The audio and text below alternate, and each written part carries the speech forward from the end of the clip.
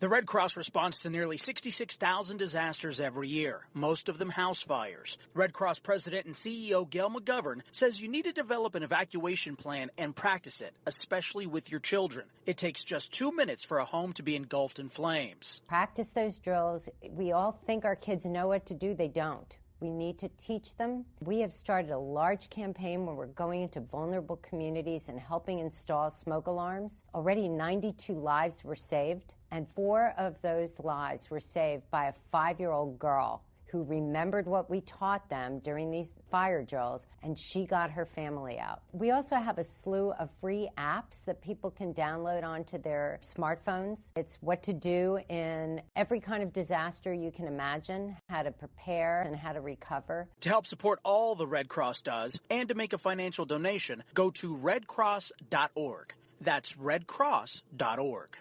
See that cute little dog in the pet store window? Chances are it came from a puppy mill. A breeding facility that forces caged, neglected, and often sick dogs to churn out puppy after puppy to be sold for profit. Meanwhile, millions of wonderful, healthy pets end up in animal shelters. This leads to the killing of more than 9,000 by the end of today. But with one simple choice, you can help. Just by deciding to adopt instead of purchase your next pet.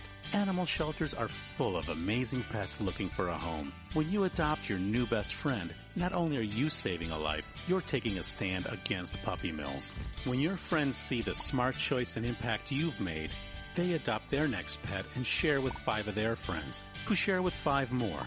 Before long, thousands get involved. Pet stores stop selling dogs from puppy mills, and even more lives are saved. And with your help, we can save them all. Visit bestfriends.org/puppymills to learn more. It's Thursday night, and you're grabbing drinks with some friends. Started off with a pitcher for the table, which quickly becomes 2. There's pool. And there's the photo booth. All right, everybody squeeze in. Say cheese! Followed naturally by an order of wings. And another. Can we get some extra ranch sauce? Then there's the ceremonial nightcap. So what are we doing this weekend? And lastly, it's back to the car, which, if you're buzzed,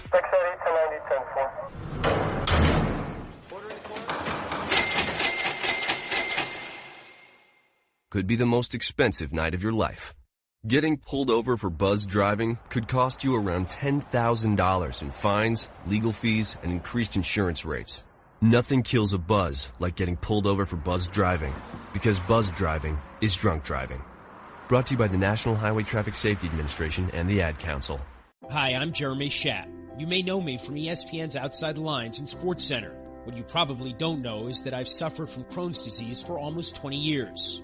The Crohn's and Colitis Foundation of America's Take Steps, Be Heard walk program is the largest national walk program dedicated to raising funds and awareness to combat Crohn's disease and ulcerative colitis. To learn more about how you can help and to find a walk site near you, please visit www.cctakesteps.org. Think fast. In the short time it takes to listen to this message, a small flame can turn into a big fire. Several minutes more, and thick, poisonous smoke may have filled your lungs and reduced your ability to respond. Give it 5, and your entire home may be filled with flames. Keep breathing. We've got you. Don't let your world go up in smoke. Have working smoke alarms and practice an escape plan for you and your loved ones. Learn more at usfa.fema.gov, because fire is everyone's fight. Have you mixed your pain meds, your sleep meds, your allergy meds? Call the Poison Helpline. Has your child eaten a tube of toothpaste, a chip of paint, a wild mushroom? Call the Poison Helpline. Have you been bitten by a spider, a snake, an insect? Call the Poison Helpline. Poisonings can happen at the home, on the job, or in the great outdoors. Call the Poison Helpline first for fast, free advice from medical professionals. Call 1-800-222-1222 anytime, anywhere. 1-800-222-1222. Save the number, save a life. Brought to you by the U.S. Department of Health and Human Services. Every day, the men and women of the United States Marine Corps demonstrate their commitment to defend the American way of life. Since 1775, we have served our nation as a force in readiness. From combat operations to humanitarian assistance in every corner of the world. No matter where the mission takes us today, or wherever our country needs us tomorrow, we always remember the land we call home. As Marines, we take a stand for each other, for our nation, for us all, the few, the proud, the Marines. Hi, I'm Hillary Duff.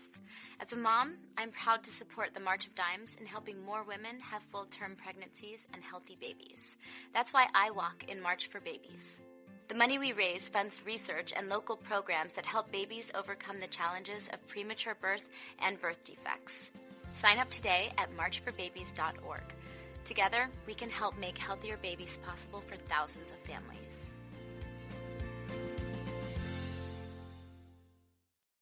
The following program is closed captioned for the thinking impaired. Zinc Media.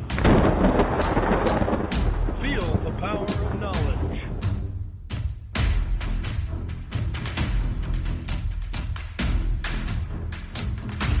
Oh, it's going to be a beautiful morning here. We're going to be talking about abortionists, what the former General Flynn is going to be doing, and even what is happening out in California. You may think it's all about the snowpack, but there's something else California is trying to do, and you are going to be surprised. That and so much more coming up this morning. Stay tuned.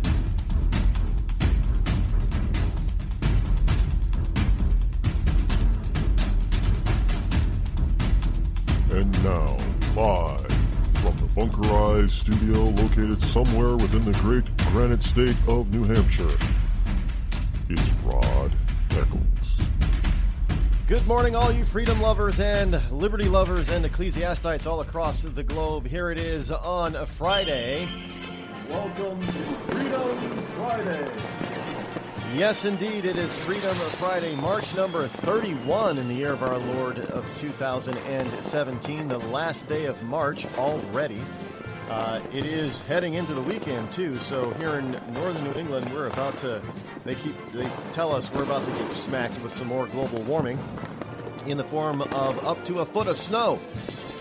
Yes, there is a winter storm warning in effect right now, and they're expecting the snow to start flying, I guess, later this afternoon, and we can get from anywhere up to a foot of the fluffy white stuff.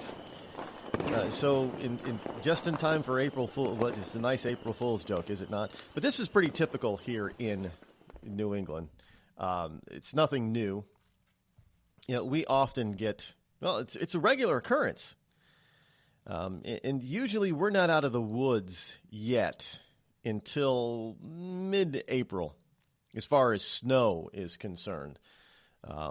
Now, we've gotten a snowstorm here in New England as late as early June. But that did wreak some havoc. But for the most part, we're not out of the winter woods yet. Old Man Winter doesn't really release his grip until sometime in mid-April. And we've often gotten the wonderful April snowstorm. So this is supposed to happen. This snowstorm is supposed to take us into tomorrow. So hopefully this will be the April snowstorm and we'll be all done for this year. This was not a very bad year as far as cold goes and as far as temperature, temperature and snow-wise is concerned. We've had milder winters, but we've also had more severe winters. You know, the one that comes to mind was about 2 years ago, the 2015 season, when we broke cold records and snow records all over the Northeast, and Boston was a total snow-jammed mess at that particular. I don't want to see that repeat anytime soon at all. But yeah, so the global warming thing that definitely is playing into. Yeah, the Old Man Winter is playing right into global warming believers' hands, right? Any case, here it is Friday. Call-in number 603-835-3226. Again, that's 603-835-3226. And you're going to want to keep that number on hand today because it is Freedom Friday. And that means that we take things a little bit lighter. in that those of you who call in, you get to talk about just about anything you damn well please. Just keep it clean, please. We don't focus on the topic at hand like we do during the rest of the week. Fridays are just about being a little bit lighter with a little bit more frivolity. And as we slide on into the weekend, hopefully to be able to celebrate our growing freedom, although it has taken a back seat a little bit. And folks, we're not out of the woods yet. Just because we elected Donald Trump, this is what a lot of people are I told people this. You got to be careful about, this whole notion that Donald Trump is elected president, everything is going to be all right. Everything's going to be beautiful. That's not the case. First of all, as I have told many people, Donald Trump is not a true, all-out, full-blown constitutional conservative. He's not. There are many things that he is, that he is definitely not full-on, full-blown constitutional conservatives. Now, one of the main things is a lot of people are shocked by this debacle with the repealing Obamacare. And it's not a debacle. Well, it is, but it's not. It's Donald Trump campaigned on repeal and replace. He did not campaign on repeal. What part of that do a lot of you people who are now disappointed in Trump not understand? There was a repeal and replace. There were two components to that. Repeal and replace. It just wasn't one component, repeal. And he's always said that. Now, to me, replacing it is not a very conservative ideal. But that's a major tenet of what he wants to do. Now, I have told you people over and over again, even going back before this election cycle, that the blue bloods in the Republican Party never really did want to repeal Obamacare. They wanted their own idea of it. That's the only problem. They didn't particularly like this version of it, but they wanted their own version. And this was back when Boehner was the Speaker of the House. And I warned people about this, and they kept to no, the Republicans, not a single Republican voted for Obamacare. No, they didn't, because it wasn't the kind of, they wanted Republican care, not Obamacare. And we saw Republican care in the form of Paul Ryan's bill. Folks, you got to wake up to this stuff. I'm not trying to be the bearer of bad news, but you got to, they're out there, and the reason I'm bringing this up is because they're out there, especially the lamestream media, is trying to spin this and fashion this and pin this failure on President Trump. It's not President Trump's failure. The failure is with Paul Ryan. The failure is with the blue bloods in the Republican Party. It is the rhinos' failure because they tried to do something, and the only reason it didn't work is because we did have a number of real conservatives in the party who blocked it. Now, I know I know Rush talks about we have so many factions in different groups, disparate groups in the Republican Party. You have the Freedom Caucus and the Monday Caucus and this caucus and that caucus and all that kind of BS. And I get the frustration with all of that. I really do, because we're fragmented. But the problem is that we're fragmented, unlike the Democrats, simply because we have too many people who do not think on a constitutional conservative basis. And within the Democrat Party, you have a number of different factions in groups in the Democrat Party too. But they're not so disparate. They're not so separated on ideology. They're very damn close to one another. So there isn't about the only difference that there is based, it could be based on skin color or sexual orientation. That's about the major differences in the different caucuses that the Democrats have. Now, when you get to the Republican side, you have some major philosophical political differences. You have those who are moderates. Think think JFK, John F. Kennedy Democrats, because that's what they are, basically, versus real constitutional conservatives. Tossed in there with a few real libertarians like Rand Paul. But understand, those are giant differences. Unlike in the Democrat Party, where the differences are minute and superficial, the differences on the Republican Party are deep and substantial. And it was those deep and substantial differences that stopped Republican care, Ryan care, from taking effect over Obamacare. That wouldn't have been any better than Obamacare. I'm just telling you, people. The only thing that would have changed is that it would have gotten rid of the penalty for mandatory purchasing something. That's it. So, I mean, I'm telling you this because I don't want people to always be so frustrated. No, I can't say that. You can be frustrated all you want. I don't want people to expect more than what they should be expecting. And right now we have a massive public out there that is expecting far. I see it and I hear it. And I listen to it. I read it. I see it in tweets. I see it on Facebook. I hear it on various talk shows when people call in. A lot of the Donald Trump supporters who still support him wholeheartedly, a lot of them fully expected something totally different. I don't know why. It's as if they didn't listen to what he actually said. It's as if look, as I have said, Donald Trump was not my first, nor was he my second choice during the process, the nomination process, during the primary. And that doesn't mean that I don't wholeheartedly support Trump, because I do, but he was not my first, nor was he my second choice. Why? Because I knew he wasn't as conservative as I was looking for. But a lot of people seem to think, well, he was the only one that could beat Hillary. Well, okay. If you're going that route, then understand you're picking somebody to win, not their ideology. So therefore, you cannot then place your ideology onto that person when they did not campaign that way. So he's not really Trump isn't breaking it down. This is the other difference. He didn't break his promise on not repealing Obamacare. He tried. The difference, and this is why he's lashing out against the Freedom Caucus. That should tell you something.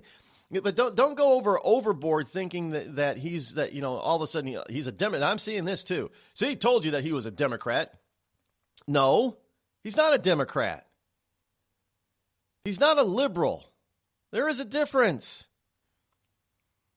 But he's not the constitutional conservative that you all tried to place, put that nomenclature on him.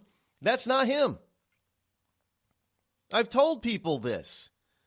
I told people this during the primary. He's not a full-on, full-blown conservative. What's wrong with you?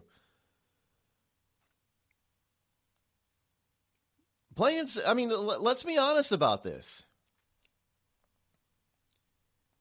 I mean, really. In any case, he hasn't done anything that, as far as I'm concerned, is unexpected. Really. If you have the right perspective of who he is and listen to what his rhetoric was during the campaign, then so far he has not done anything that would change or be different from what he promised during the campaign. Honestly. So far, it's not, and understand, it's not him for the most part either. I mean, again, you got to go back to the Republican Party. I mean, these guys control the Senate and they control the House. The Democrats really can't stop them at all. They don't have the numbers to be able to stop them in either of the houses in Congress, and yet Trump still doesn't have his cabinet. Now, is that Donald Trump's fault? Is that the Democrats' fault? No, that's the Republicans' fault. And that is because we have all these different factions that have some very solid differences in their ideology. They're not superficial differences. They're major, real, deep, substantial differences. You can put them in two major factions right now if you want to. You've got the pro-big government Republicans and you've got the pro-small constitutional government Republicans. And right now they're not getting along very well, which is why they cannot seat Donald Trump's cabinet fully. It's just why they can't get over the obstruction, the lame obstructionism of the Democrats. I mean, really, who's in charge here? Are the Republicans in charge or are the Democrats in charge? Really, you got to ask yourself that. Because I'm not sure at the moment. But it doesn't help when Donald Trump runs around out there talking about that the Freedom Caucus is getting on his nerves. But folks, you shouldn't be surprised about that. Because the Freedom Caucus of the Republican Party, both in the House and the Senate, they're about being full-on, full-blown constitutional conservatism. And again, I have to tell you, that wasn't Donald Trump, and he didn't even campaign that was him. So, did you expect anything less?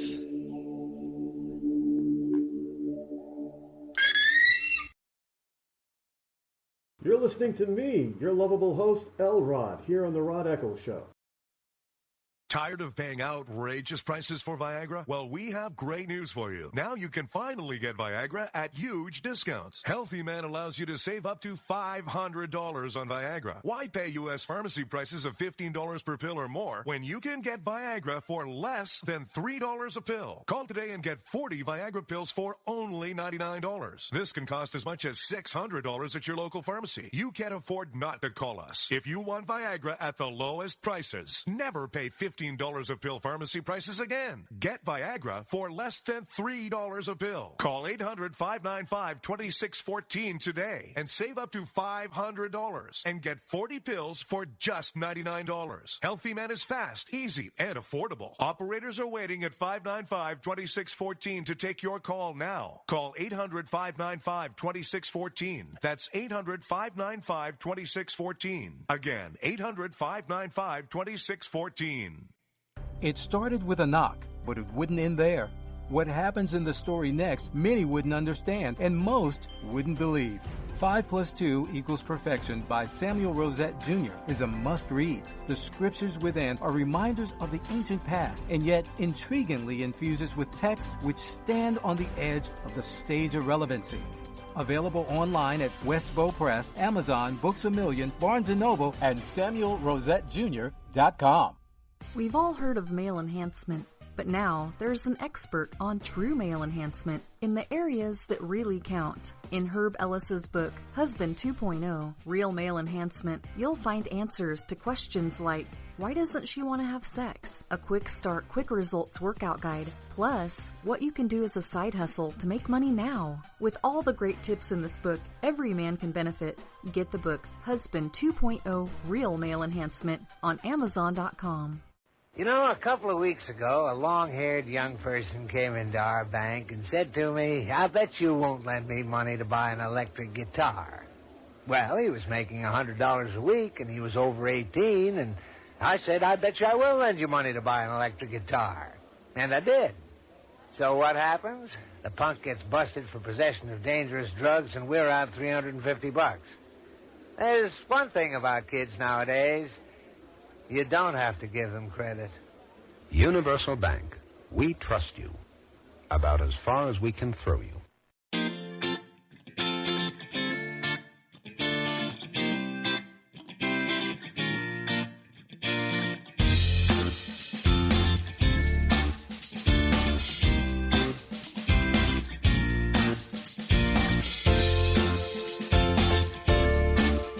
603-835-3226. Welcome back. Glad you are here on this Freedom Friday edition. Coming up in April, just to give, well, first of all, let me say thank you all for your, well, many of you for your feedback on the new website. So far, it seems to be a hit. Now, let me say that we are going to be adding a bunch of stuff, well, some major stuff this weekend. This site is going to take a little while to actually be 100% the way I'm looking for it to be. But this weekend we'll be adding a page and a section, I guess, a whole section of it that will have audio segments. Yeah, you'll be able to go over there and get some audio segments and special segments, and that we'll put up on a daily basis from the show, as well as having an archive. Yeah, we're trying to put in place an audio archive, and we will be, as people have been following the show, I know I've been promising doing video stuff, and so we'll be making space for that as well, some video. Now, the video is not going to be just me. It is going to be, as well as something new. It's a new page because there's going to be a new site which is coming later, towards the end of May is what we're planning on here. Again, I'll let you know what that's all about pretty soon, but it's going to be tied directly to rodeccles.net. I'm proud of the site. We tried to make some changes to it. It's not. You can check it out. I mean, it's a WordPress theme, and we tried to do some major changes to it, and it looked like it worked until it crashed. Yeah. So there are a lot of WordPress themes that you can't make major changes to because they're not designed to do that, I suppose. But yeah. And there are some free WordPress designs out there, and there are some. This is not a free design. So it was kind of surprising and shocking when we were trying to make some changes to it, and it just didn't work. So we had to go back to square one, which is why it took us a while to get it back up. And then of course we had the issue earlier this week with the site going down and disappearing, and then just reappearing out of nowhere. With no explanation, it was just back up. So, we are. Yes, I am looking to move the site from the current host. I don't know if it was a host problem or if it was some other problem, but I can't change the registrar. I mean, if it was a GoDaddy issue, because that's who the registrar of the domain name is, I can't change it until 2019 or 2019 when it expires. So if it's with them, I'll have to stick it out until then. But as far as the web host, we'll be looking for a different host just to try to, and we're going to look at ways of mirroring the site. Now, from what I understand, that's another additional, cost or price, but it's the cost of doing business. You got to protect yourself. Now, I don't. I know how mirroring works, but I'm not exactly sure how it's hosted.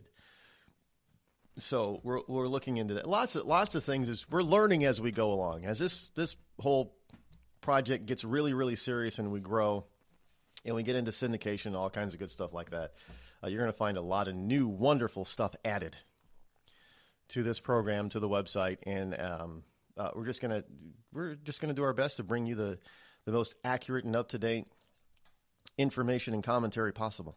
That's the goal here. Yes, indeed. But anyway, if you haven't been to rodeccles.net, you should check out the new format, the new site. It's awesome. As well as we'll be adding some stuff to the program itself over the next during the month of April. It's I'm excited about all this stuff that we're doing here, and it's really kind of nice. It's allowing my creative side to come out more. So that's always a good thing. Being creative. Speaking of creative, there were some pictures of Brad Pitt the other day. Anybody see those? Evidently, Brad Pitt has gone super skinny. He's gone Billy Bob Thornton skinny. And there are people that are worried about it. I guess he's turned into, I don't know if he's on drugs or not, but he's turned into drug-addicted artist in his new look. Some people say that he's lost as much as 50 pounds, and I looked at a picture, and he is kind of gaunt. He doesn't look bad. You also got to remember, he's in his early 50s now too. So it's not like he's in his 20s anymore. So there's the age difference, but he is a lot thinner than he used to. I don't know if that's because he's depressed over Angelina Jolie. But from what I understand, Brad Pitt and Billy Bob Thornton, who's also an ex of Angelina Jolie, have had a conference, and they were sharing their notes about Angelina, and they weren't very nice ones. I don't know. I don't particularly care.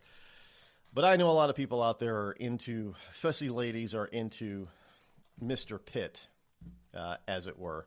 But he's got a new movie coming out soon, doesn't he? I don't know. You can't keep track of these people. I don't even try.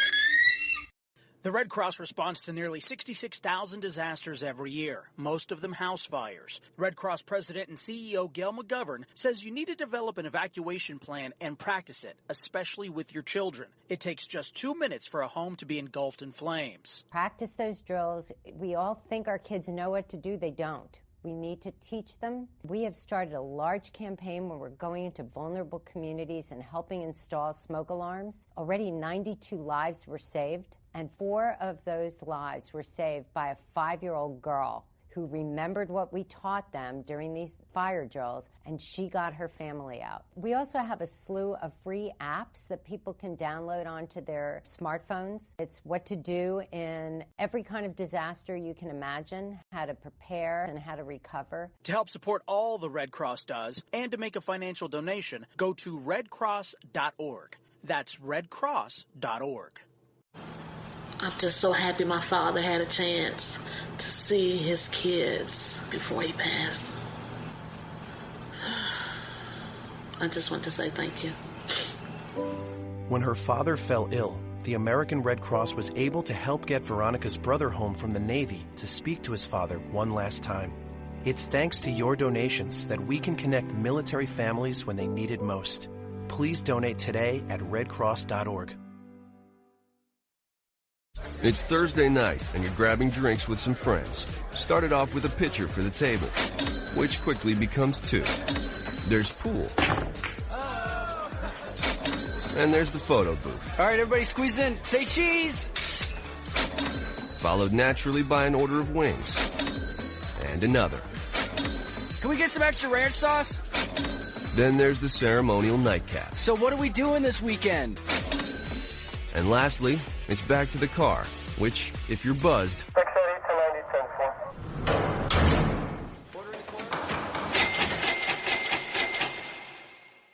could be the most expensive night of your life. Getting pulled over for buzz driving could cost you around $10,000 in fines, legal fees, and increased insurance rates. Nothing kills a buzz like getting pulled over for buzz driving, because buzz driving is drunk driving. Brought to you by the National Highway Traffic Safety Administration and the Ad Council. Every day, the men and women of the United States Marine Corps demonstrate their commitment to defend the American way of life. Since 1775, we have served our nation as a force in readiness. From combat operations to humanitarian assistance in every corner of the world. No matter where the mission takes us today, or wherever our country needs us tomorrow, we always remember the land we call home. As Marines, we take a stand for each other, for our nation, for us all. The few, the proud, the Marines.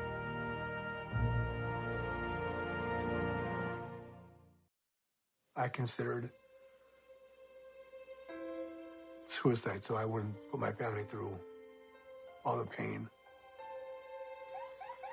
Many of our warriors are returning home from the battlefield, only to face a new war as they struggle with devastating injuries. At Wounded Warrior Project, we understand. We're there to help. Even though you think you're broken, you're not. It's the physical and the emotional healing that Wounded Warrior Project provides. With a gift of just $19 a month, you can join Wounded Warrior Project. You'll help provide critically needed programs and services that rebuild lives. Beautiful. There you go, buddy. The ongoing needs of our wounded and their families will continue for many years to come. Now is the time to show your support. Call now or go online with your gift of just $19 a month, and we'll send you this Wounded Warrior Project blanket. It made me feel that there's people out there that care about us. After this event, we can finally maybe start to heal as a family and move forward. We need your help. The families are hurting. For many of our wounded heroes, the greatest casualty is being forgotten. That's why your gift of just $19 a month is so important. Please call or go online right now.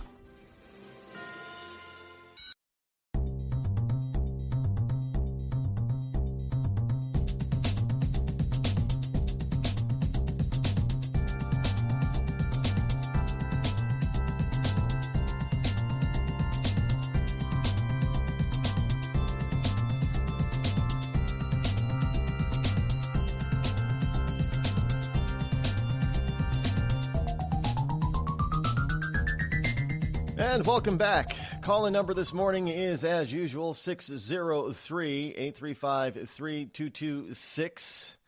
You can utilize that number should you wish to give me a call and discuss just about anything that you want to hear on this Freedom Friday.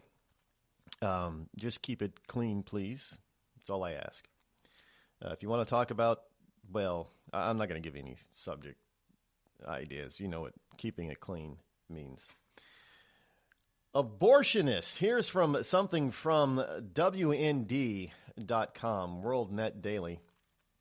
Even, by the way, was it Joseph Farah, Joe Farah, who's the founder and head honcho over at WND, has been expressing his surprise and displeasure with Trump in taking on the conservative Freedom Caucus. And as I said, I'm not surprised by it. I'm not. Because I knew who Trump was before, and not in a negative sense. I just knew who he was and who he is. And I fully expected him at some point to do or say something to the Freedom about the Freedom Caucus, because that's not where Trump is. He's not, well, let's just use the term, he's not that far right. That's okay. But don't be surprised by that. And this is not going to be the only time. Over the next 4 years, you're going to see the Freedom Caucus and Trump clash. I'm just telling you that right now. Now, there are going to be areas where Trump is a lot more conservative, and he's stated that, what he'd like to do. It was a very good thing, his nomination of Judge Neil Gorsuch for the Supreme Court. And look, he promised this is what he was going to, this type of person that he was going to, appoint to the bench or nominate for the bench. So far, Trump has been keeping his promises. He hasn't varied or deviated from his campaign promises at all. Now, I know a lot of people are getting upset because he hasn't fulfilled all of them already. It hasn't even been 100 days, and they're like, oh, geez, he's not getting anything done. Yes, he is. He's getting a lot done, hell of a lot done. But he's also working against Congress at the same time, his own Congress, which is really kind of just simply because they don't, many of them don't like him because he's an outsider. Which is, Trump he's this enigma. He is something totally different. And I've mentioned this before. Here's a guy who is not a full-blown constitutional conservative, and yet he's, in some people's views, he has some liberal social ideas. But here's a guy who's an outsider, and he doesn't like the way Washington, D.C. operates, which puts him at odds with the more liberal rhino blue bloods of the Republican Party. And since he's not a full-blown constitutional conservative, that puts him at odds with the Freedom Caucus people of the Republican Party. So here's a guy who's a Republican that has the potential to be disliked by everybody in his own party because he's not like them.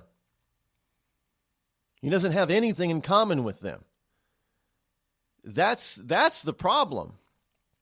He's kind of like he's like an island to himself right now. Now he's going to get a lot. He's going to be able to get a lot done. He's not going to be able to get his whole agenda passed or going and everything. No president ever has. Not even Obama when got everything even when the Democrats ran the whole show during his first term. So no president ever does. And I'm afraid there are people out there that are going to be disappointed and upset that he doesn't get every damn thing on his list accomplished. Just no president can. It's just not going to happen. Just the way the world works, folks. Just the way it works.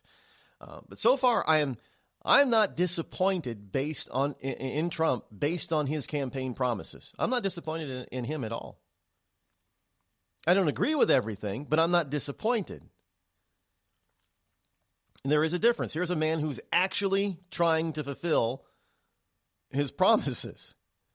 Now, how can you be mad at a guy like that? He told you what he's going to do, and he's actually out there trying to do it, even though he's being blocked by both sides, and you're going to be mad at him, Trump? Really? Come on.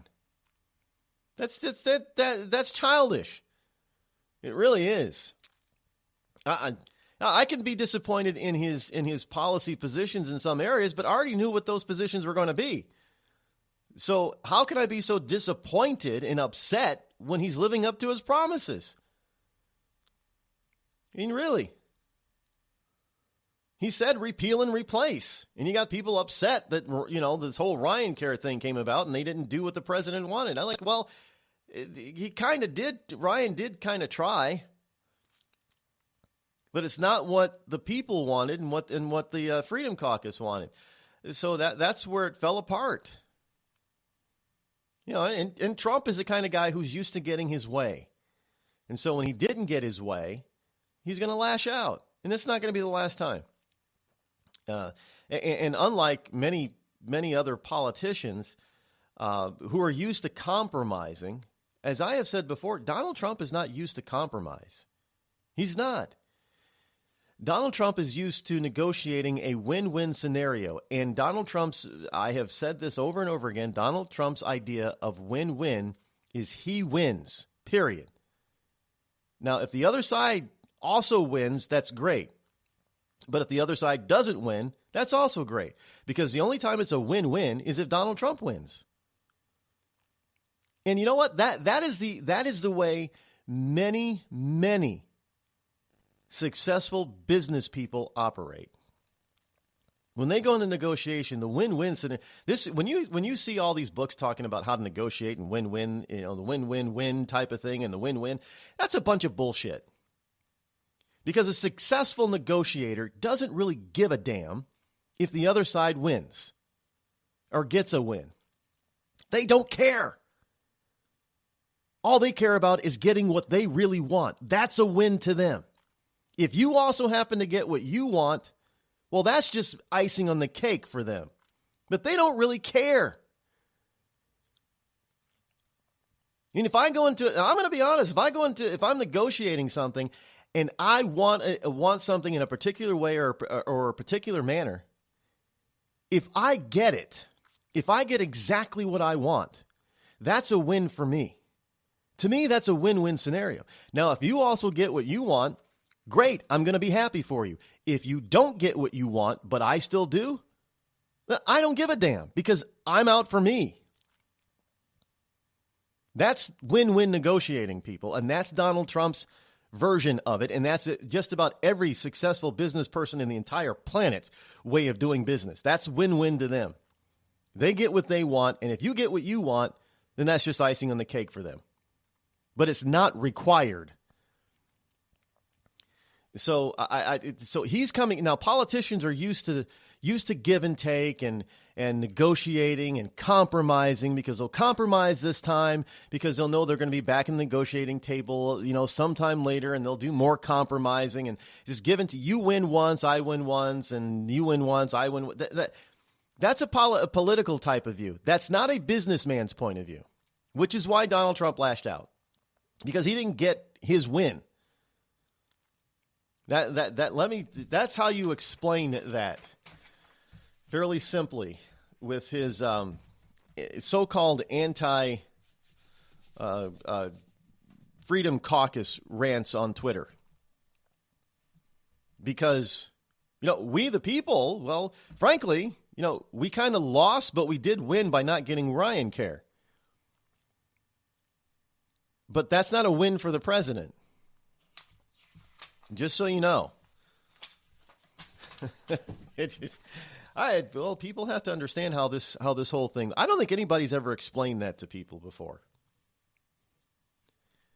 I don't. I don't think people fully explain what win-win negotiating really is. They go out and they read these books and they take these stupid seminars. And I've been to some of them, and I realize that they're a bunch of bullshit. They really are. You know, you got to be careful when you go out to these so-called seminars. These seminar gurus are all over the place. It's amazing.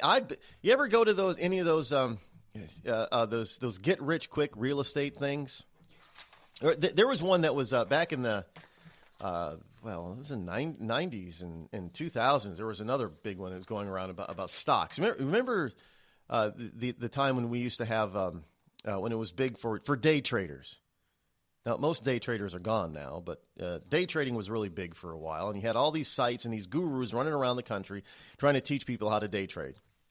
And now you've got this. Then you started getting these people that came out. Well, day trading was not it needed a tweak. It's a different kind of day trading. They were teaching people how to do the real kind of profitable stock market manipulation day trading. I have been to a number of these free events. Seminars in my time, and there was even one that they enticed you. This was early on, and I don't know, maybe it was nearly 10 years ago now. Maybe no, 7 years ago, around 2010-ish. Well, they attracted people by saying that the first 50 or 100 people, whatever, would get a free, MP3 player. Not an iPod of the day, but an MP3 player. And the first 25 through the door or something like that also got a free mini tablet. And they were going to teach you how to use the web and set up your own niche websites and teach you how to do that. And it was there was free lunch. And I got there and I sat through the only reason I stayed and sat through the whole thing because I was expecting my free gifts. I thought were going to, falsely think that they were going to be worth something. But it was 9 to 4 with an hour lunch. So basically it was like 6 or 7 hours of a sales pitch. They really didn't teach you anything useful. It was a sales pitch to use their service to develop and host your niche websites, and they were trying to teach you how to have a single product website, and you could have a whole bunch of these single product websites. And they brought in these people that supposedly made a bundle of money, and back then you couldn't. It wasn't as easy to get directly online and check people out. But some of those people, after I got home, I checked them out, and they were fake. They were real people, but their successful business models were fake. In fact, one, it was even, there was a number of news articles in his home state, which was West Coast. I think he was out of Colorado is where he lived. But he was being sued. For some of his sites, being sued by the brands that he supposedly was selling. This one gentleman had a boulevard. He was into watches, so he had niche sites that were dedicated to separate brands. There was a Timex one, a Boulevard one, and he even had a Rolex. This is the guy from Colorado, and he was. I remember the case. He was the article. He was being sued by Rolex because he was not an authorized Rolex. I don't know where he was getting the Rolexes, but he was getting them to resell them online, basically. But he was not an authorized Rolex dealer. But anyway, so they people do stuff like this. And by the time it was all said and done, the MP3 player that I got that was free literally held 10 songs.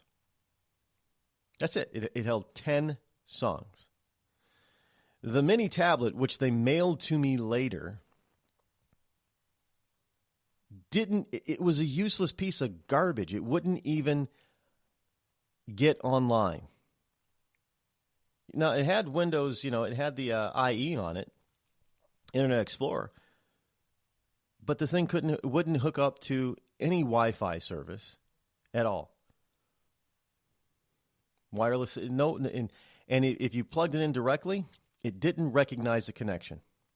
It was a piece of junk. It was worthless. So, that's back in the day when they used to do all that kind of stuff. I think they probably still do, with real estate, those real estate gurus, and they're still running around it. Somebody tells you they're going to teach you how to make money. I'd run the other way, because why are they teaching you how to make all this money for such a little bit of money? Hey, for $99, I'm going to teach you how to make $1 million.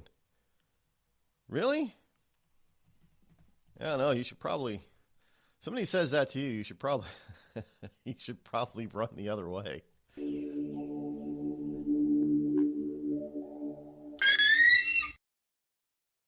Tired of paying outrageous prices for Viagra? Well, we have great news for you. Now you can finally get Viagra at huge discounts. Healthy Man allows you to save up to $500 on Viagra. Why pay U.S. pharmacy prices of $15 per pill or more when you can get Viagra for less than $3 a pill? Call today and get 40 Viagra pills for only $99. This can cost as much as $600 at your local pharmacy. You can't afford not to call us. If you want Viagra at the lowest prices, never pay $15 a pill pharmacy prices again. Get Viagra for less than $3 a pill. Call 800-595-2614 today and save up to $500 and get 40 pills for just $99. Healthy Man is fast, easy, and affordable. Operators are waiting at 595-2614 to take your call now. Call 800-595-2614. That's 800-595-2614. Again, 800-595-2614.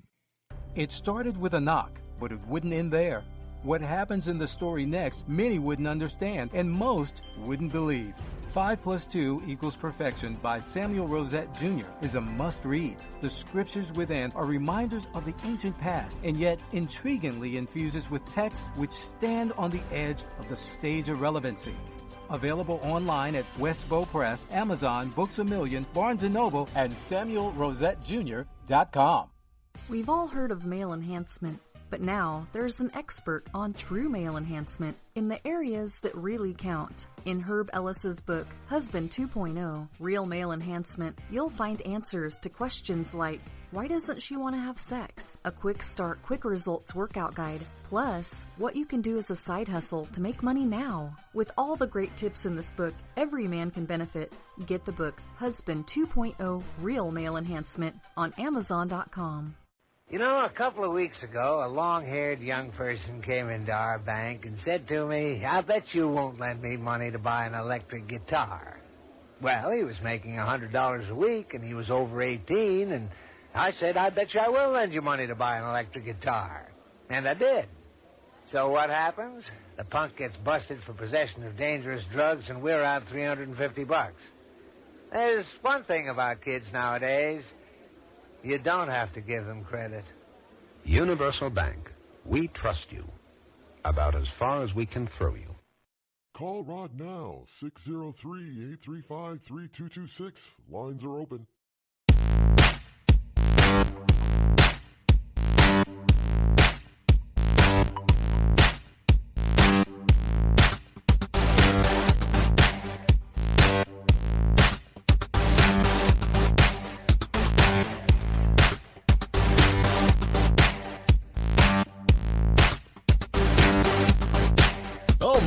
We are rolling along now, let me tell you. 603-835-3226. Welcome back. This abortion stuff is, the abortion trials out there in California, the Project Veritas and reporters and things like that. The abortionists actually funded the Attorney General who is charging the two pro-lifers for their baby body parts videos. Now, I was actually waiting. There was somebody that was, I know there were probably a number of different people that were probably, I was listening to not a well-known commentator yesterday in place of Hannity. I need a break from Hannity. But listen, and he was saying that he's always into. He's kind of like a Mark Levin. He's into legal stuff, big time. And he was trying to find out what the status was or what the situation was out there in California when it comes to recording. If California is a single how do you put it? Single known recording state or a double known? Double known meaning that the party that's being recorded as well as the party recording must both know that they're being recorded. Single means that only the person doing the recording needs to know, and the person being recorded doesn't need to know. Most states are single, but he wasn't sure if California was a double or a single notification. And he went to, and I didn't hear if he found out that information out, and I didn't even bother to. I forgot about it, and I had a lot of other things on my plate yesterday. Forgot about it, so I'm thinking about it now, and I don't know. I still don't have that answer because I didn't hear him give the answer, and I didn't look for it this morning either because it slipped my mind. Yeah, sometimes it happens. Not often, but sometimes it does. But these two people out there who now if California is a double notification state, then they have some issues. They really do. But if they're a single notification state, then what is the reason behind this? Even if they are a double notification state, what is the reason behind this? Well, abortionists funded the Attorney General who charged these two with these 15 felonies. That should tell you everything you need to know right there. Now, understand that they caught these people at these Planned Parenthood. Now, I don't even know how many of the Planned Parenthoods were actually in California. If they weren't in California, then again, this tells you even more. But they were caught doing something illegal. Now, none of the Planned Parenthood people involved that have been exposed in this, none of them have been charged with profiteering or selling illegal body parts. And it was plain and clear that this is exactly what was happening. But the California AG who filed 15 charges against two pro-lifers who went undercover to report on Planned Parenthood's baby body parts trade got thousands of dollars over the years from Planned Parenthood itself, who happened to be the target of the undercover videos. So you got to start asking, what the hell is going on?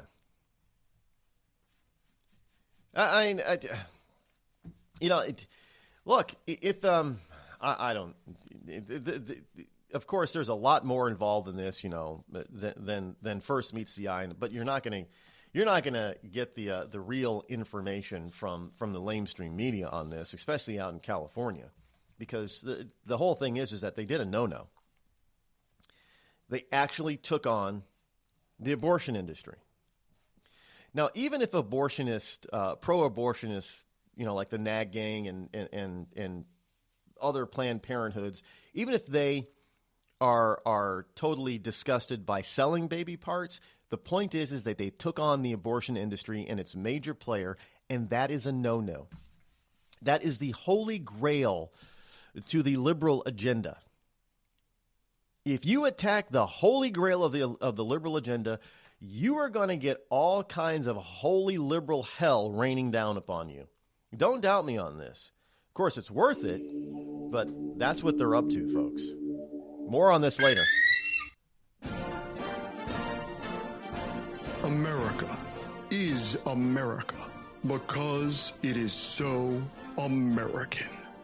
The children, they are the future of children, and she loves the children. Diversity is diverse when diversity is diversified. For a future you can see, for a future that brings with it all the hopes of tomorrow. By doing everything we did yesterday, we need a leader, we need a champion, we need her. Vote for me! It's enough now! Give me it! It's mine! I want it! Just give me it! I want it now! Stop asking questions and just give it to her already. Or you're a sexist racist. Paid for by criminals and idiots for Hillary Clinton, because let's face it, you'd have to be one or the other to vote for this complete monster. Thousands of families affected by disasters, like the recent wildfires, urgently need support. You can help the American Red Cross provide warm meals, shelter, and hope to families when they need it most. Please donate today to Red Cross Disaster Relief to help people affected by disasters, big and small. Go to redcross.org or call 1-800-RED-CROSS today. Your support is critical. We can't do it without you. I'm just so happy my father had a chance to see his kids before he passed. I just want to say thank you. When her father fell ill, the American Red Cross was able to help get Veronica's brother home from the Navy to speak to his father one last time. It's thanks to your donations that we can connect military families when they need it most. Please donate today at redcross.org. Were you born from 1945 to 1965? People born during these years are 5 times more likely to have hepatitis C. So even if you try to eat right, exercise, and take care of yourself, you could still have hepatitis C, a serious disease that's a leading cause of liver cancer. If you were born from 1945 to 65, you should get a blood test for hepatitis C. Treatments can cure this disease. Talk to your doctor about getting tested. A message from the CDC. Think fast. In the short time it takes to listen to this message, a small flame can turn into a big fire. Several minutes more, and thick, poisonous smoke may have filled your lungs and reduced your ability to respond. Give it 5, and your entire home may be filled with flames. Keep breathing. We've got you. Don't let your world go up in smoke. Have working smoke alarms and always stay in the kitchen when cooking at high temperatures. Learn more at usfa.fema.gov, because fire is everyone's fight. Have you mixed your pain meds, your sleep meds, your allergy meds? Call the Poison Helpline. Has your child eaten a tube of toothpaste, a chip of paint, a wild mushroom? Call the Poison Helpline. Have you been bitten by a spider, a snake, an insect? Call the Poison Helpline. Poisonings can happen at the home, on the job, or in the great outdoors. Call the Poison Helpline first for fast, free advice from medical professionals. Call 1-800-222-1222 anytime, anywhere. 1-800-222-1222. Save the number, save a life. Brought to you by the U.S. Department of Health and Human Services. Premature birth is the #1 killer of babies. Those who survive often face birth defects and complications that affect them for life. For hundreds of thousands of families in the United States, this is the hardest thing they will ever have to face. And it's even harder on the baby. March of Dimes is providing education and support to families and funding life-saving research to give every baby a fighting chance. You can help. Do something today. Give them tomorrow at marchofdimes.org/tomorrow. It's pretty amazing when you consider that 7 years ago, we didn't have the treatments we have now. We cure 80% of children with cancer. Go back 50 years, we were curing 20 to 30%. This is the miracle story of modern medicine. We understand what makes this cancer tick. And of course, without donors from around the world, this just couldn't happen. There's one thing we're focused on, and that's beating this thing. St. Jude Children's Research Hospital. Finding cures, saving children. Learn more at stjude.org. Not on my watch, our military service members say, as they volunteer to serve. As they move out, stand firm, and take fire. So not on our watch, we say, to the severely ill or injured veterans who can't get the care they deserve to live full and independent lives, even when there's no government funding or a nursing home seems like the only option. We won't leave one warrior behind. Not on our watch. Join us at findwwp.org. Every day, the men and women of the United States Marine Corps demonstrate their commitment to defend the American way of life. Since 1775, we have served our nation as a force in readiness. From combat operations to humanitarian assistance in every corner of the world. No matter where the mission takes us today, or wherever our country needs us tomorrow, we always remember the land we call home. As Marines, we take a stand for each other, for our nation, for us all. The few, the proud, the Marines.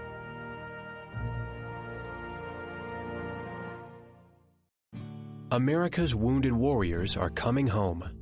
After serving on foreign shores, these brave men and women are returning to their families and communities. Many have wounds you can see, and many have wounds you can't see, like post-traumatic stress disorder. Now that these warriors are back home, they are ready to enter the civilian workforce.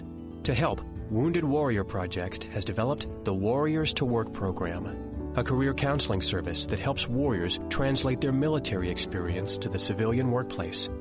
These extraordinary men and women bring proven world-class job skills and a unique perspective on teamwork to the job. And to ensure the right warrior finds the right job, Wounded Warrior Project works with employers to find just the right match. When you hire a wounded warrior, you hire an intelligent, talented, and committed new employee.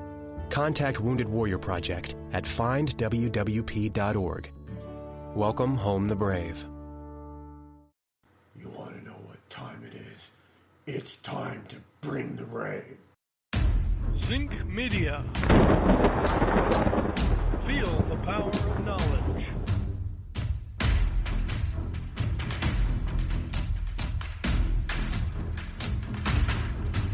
More on the abortionist issue. Plus, what is Connecticut doing to drones? And can facial recognition get you into trouble? Plus, coming up later in the hour is what is Flynn about to do? We have this and so much more straight ahead in the next hour here on the Rod Eccles Show. So stay tuned, will you? Don't go anywhere. You don't want to miss it.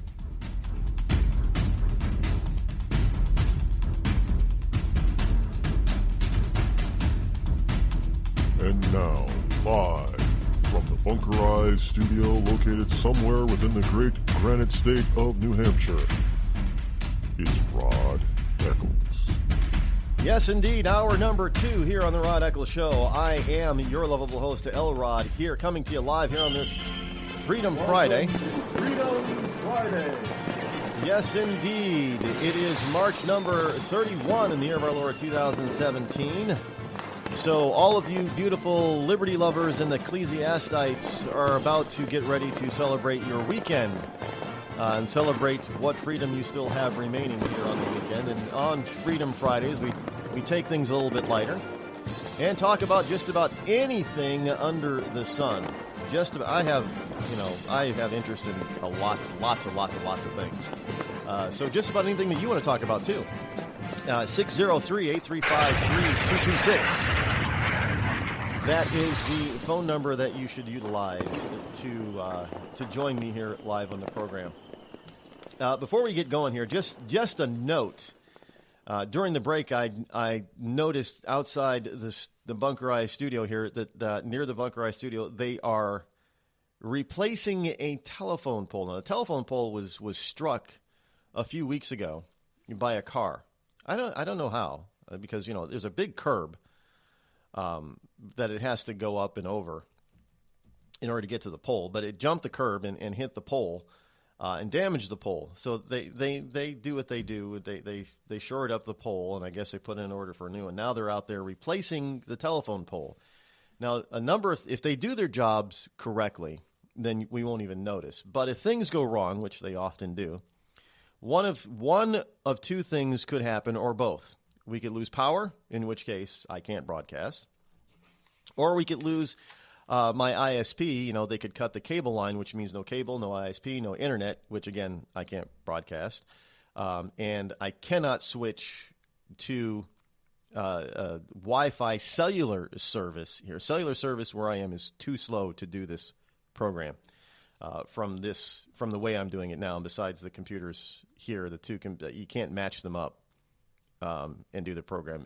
If I would have known, I would have had to start the program off differently if I was going to do it from cellular service Wi-Fi. But hardwire obviously is faster, a lot less delays, but that could lose that connection. So if we go down, you'll know why. No conspiracy here today, just them changing the telephone pole that was struck a few weeks ago. What are you going to do? Any case, here we are on this Friday. Talking about what's going on out in California, the abortionist baby body parts fiasco in California. Now this Attorney General, according to officials with the Liberty Counsel, as reported by WND.com, the legal team has worked in the case that's flared up against this week from Attorney General Xavier, is it Becerra? Becerra, that he was charging Center for Medical Progress President David Daleiden, or is it Daleiden, Daleiden, and his colleague Sandra Merritt, Merritt, with 15 counts each. They are accused of allegedly recording conversations without the consent of the other parties involved. Now, the Attorney General is in the back pocket of Planned Parenthood. He got a campaign contribution from Planned Parenthood. Planned Parenthood President Cecile Richards speaks very highly of him and has mentioned him in glowing terms in a press release. And this is all coming out in a statement from the Liberty Counsel, Chairman Matthew Staver, Matthew with one T. And this is the organization. Liberty Counsel is representing Merritt. Now, his organization reported yesterday that Becerra has gotten thousands of dollars from Planned Parenthood. Now, evidently, when pro-abortion California Governor Jerry Brown named Mr. Becerra as Attorney General, Planned Parenthood boss Cecile Richards said Planned Parenthood Federation of America applauds Governor Brown's appointment of Representative Xavier Becerra as California's next Attorney General. Representative Becerra is a longtime champion for women's reproductive rights and health. As a former California Deputy Attorney General, he understands the importance of a woman's right to access the full range of health care, including safe, legal abortion, at a time when reproductive health is gravely under attack in the states across the country. We need leaders like Representative Becerra to be responsible stewards of the law and protect the rights of millions of Americans, including the 850,000 California women, men, and families that Planned Parenthood serves every year. Well, the men don't need reproductive, rights, right? We don't get abortions. Men can do one of two things. They can encourage a woman to get an abortion, or they can try to discourage a woman from getting an abortion. But in any event, the guy has no say. He really doesn't. There have been men that have tried to go to court and force a woman to go to term because they didn't want the woman to abort their child. And as far as I know, there hasn't been a single man that's won any of those cases. So men don't have a choice. So this is all women. Women are supposed to be the loving, caring, nurturing sex, if you will, of the species. Men are supposed to be dogs and uncaring and cruel and mean and, the evil that men do type of thing. It's not the evil that women do. It's the evil that men do. Right? But when it comes to this kind of thing, men have no control over this. We could, men obviously could say, well, we're just going to make abortion illegal. But evidently we haven't done that now, have we? So this whole notion that when somebody exposes the industry, the abortion industry, for what it really is, which is complete and total and utter evil, then the people that do the exposing are the ones that get in legal trouble? When did this sort of thing start happening? When did our ethics get so twisted? I mean, Planned Parenthood's ethics is so twisted. I mean, you would think that a tornadoes, we call tornadoes twisters. Well, they make tornadoes look like a mild storm. Just a gentle rain shower. When it comes to the whirlwinds of BS that is spewed out by the abortion industry. This is all about two things and two things only, folks. Now pay attention to this, because this, now you got to understand that liberals are supposedly out there talking about racial equality, the sanctity of life, because you can't kill a convicted murderer. Oh, no. Somebody on death row, no, that's cruel and inhuman. You can't kill somebody for justice sake. No. But you sure as hell can kill an innocent baby. And they get away with it by saying, well, that's not really a human being yet. I've heard liberals say that they're not a human being until they're born, which is BS. In that until the child is born, it's not really a child. It's just a lump of cells, of innocuous cells. And in fact, having a baby growing inside a woman's womb is akin to cancer. There are some people on the left that equate unborn children to cancer. So this is how twisted and evil this whole industry is. It's about two main things. It's about money. There's a lot of money in abortion, in the abortion industry. There's a lot of money. But that's just the secondary thing. That's the icing on the cake. The main thing behind abortion is not population control, as most people would think about population control. It's about eugenics, and it's about racial control. Now, Planned Parenthood is still all about racial control. Most Planned Parents are within a bus ride or walking distance, if you of minority neighborhoods. Think brown-skinned people, such as black and Latinos. Sure, you can find an occasional Planned Parenthood in a predominantly white city or a predominantly white neighborhood area, but the vast majority of Planned Parenthoods are not located in those areas. You're not going to find a Planned Parenthood in most white suburbs across the country. You're going to find them in inner cities or close to inner cities that have a high ratio of minorities. Or you're going to find them in white neighborhoods in the near or in the inner city of undesirable white people.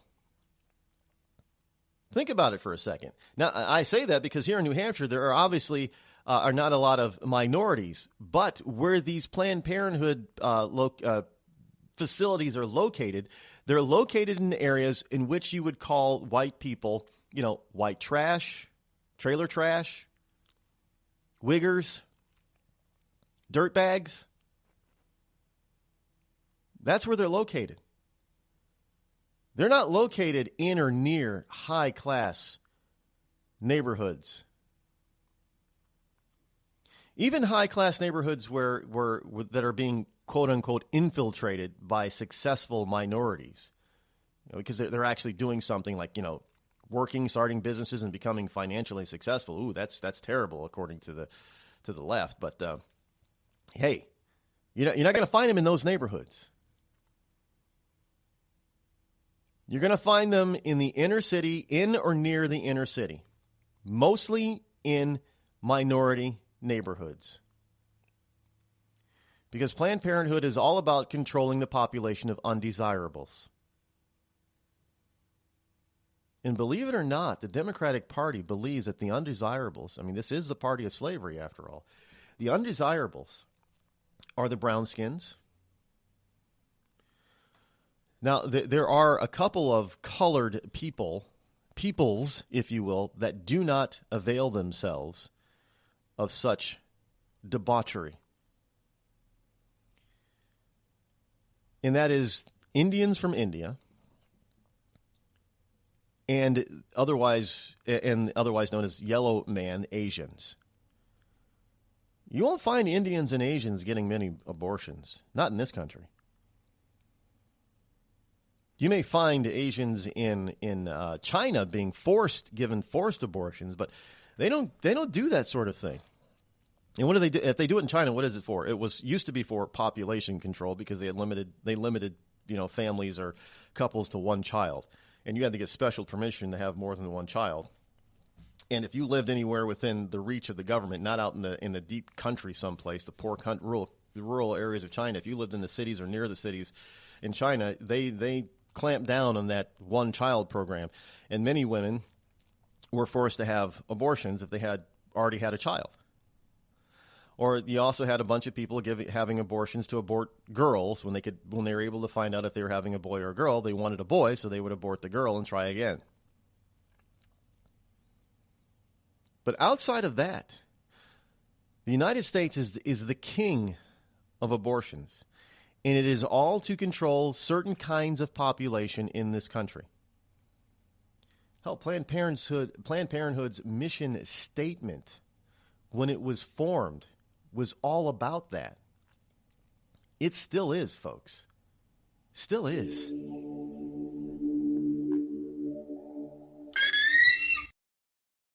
You're listening to the Rod Eccles Show, the coolest, most politically incorrect, conservative black man on the planet. Tired of paying outrageous prices for Viagra? Well, we have great news for you. Now you can finally get Viagra at huge discounts. Healthy Man allows you to save up to $500 on Viagra. Why pay U.S. pharmacy prices of $15 per pill or more when you can get Viagra for less than $3 a pill? Call today and get 40 Viagra pills for only $99. This can cost as much as $600 at your local pharmacy. You can't afford not to call us. If you want Viagra at the lowest prices, never pay $15 a pill pharmacy prices again. Get Viagra for less than $3 a pill. Call 800-595-2614 today and save up to $500 and get 40 pills for just $99. Healthy Man is fast, easy, and affordable. Operators are waiting at 595-2614 to take your call now. Call 800-595-2614. That's 800-595-2614. Again, 800-595-2614. It started with a knock, but it wouldn't end there. What happens in the story next, many wouldn't understand, and most wouldn't believe. 5 + 2 = Perfection by Samuel Rosette Jr. is a must-read. The scriptures within are reminders of the ancient past, and yet intriguingly infuses with texts which stand on the edge of the stage of relevancy. Available online at Westbow Press, Amazon, Books A Million, Barnes & Noble, and SamuelRosetteJr.com. We've all heard of male enhancement, but now there's an expert on true male enhancement in the areas that really count. In Herb Ellis's book, Husband 2.0, Real Male Enhancement, you'll find answers to questions like, why doesn't she want to have sex? A quick start, quick results workout guide. Plus, what you can do as a side hustle to make money now. With all the great tips in this book, every man can benefit. Get the book, Husband 2.0, Real Male Enhancement, on Amazon.com. You know, a couple of weeks ago, a long-haired young person came into our bank and said to me, I bet you won't lend me money to buy an electric guitar. Well, he was making $100 a week, and he was over 18, and I said, I bet you I will lend you money to buy an electric guitar. And I did. So what happens? The punk gets busted for possession of dangerous drugs, and we're out $350. There's one thing about kids nowadays. You don't have to give them credit. Universal Bank. We trust you. About as far as we can throw you.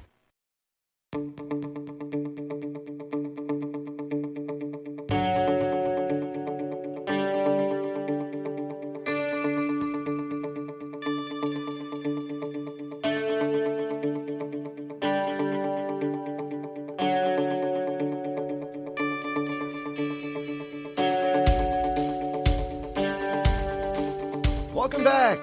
Call-in number 603-835-3226. That is a number that you can utilize to call the program here. We were talking about the abortion thing. You know, it's just really surprising to me how we can.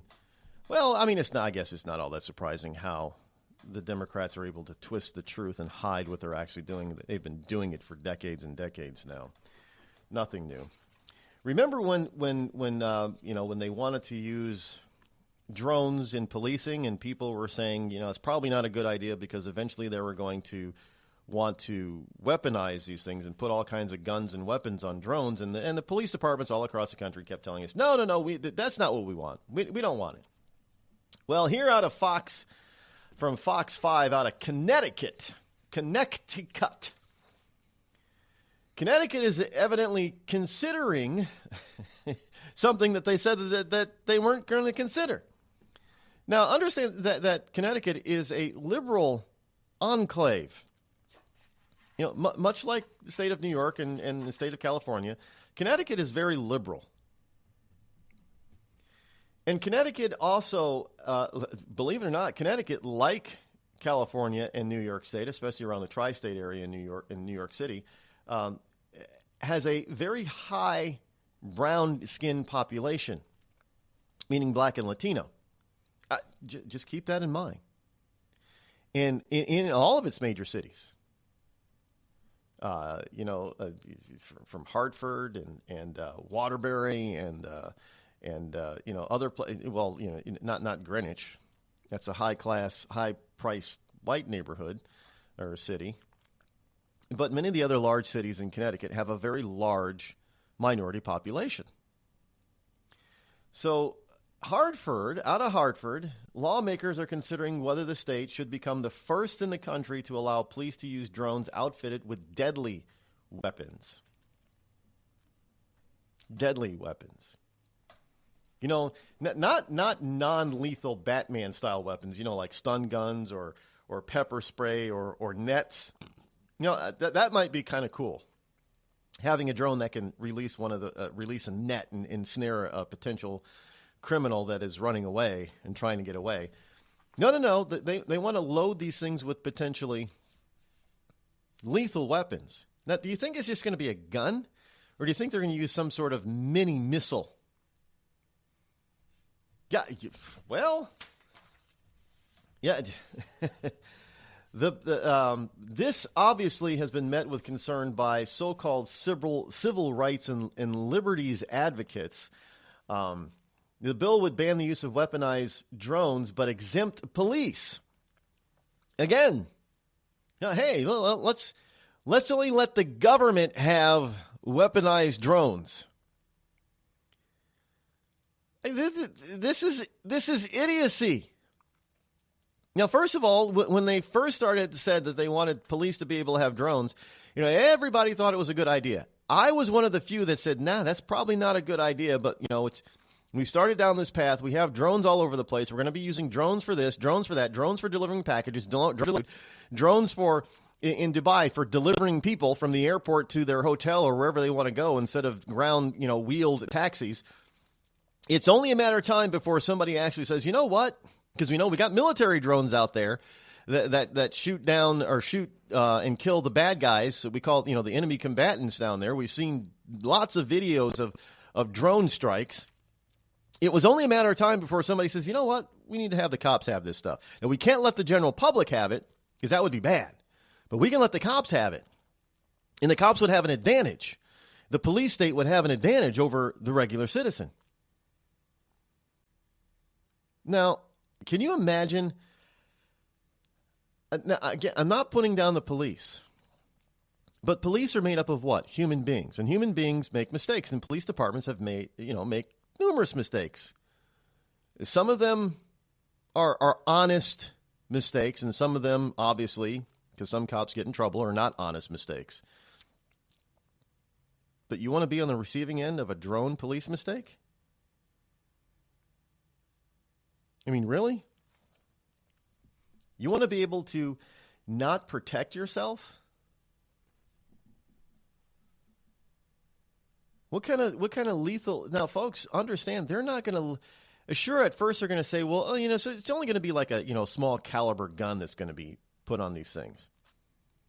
And just like in the movies, and just like in the military, these weapons are going to grow and get bigger and more lethal and more accurate.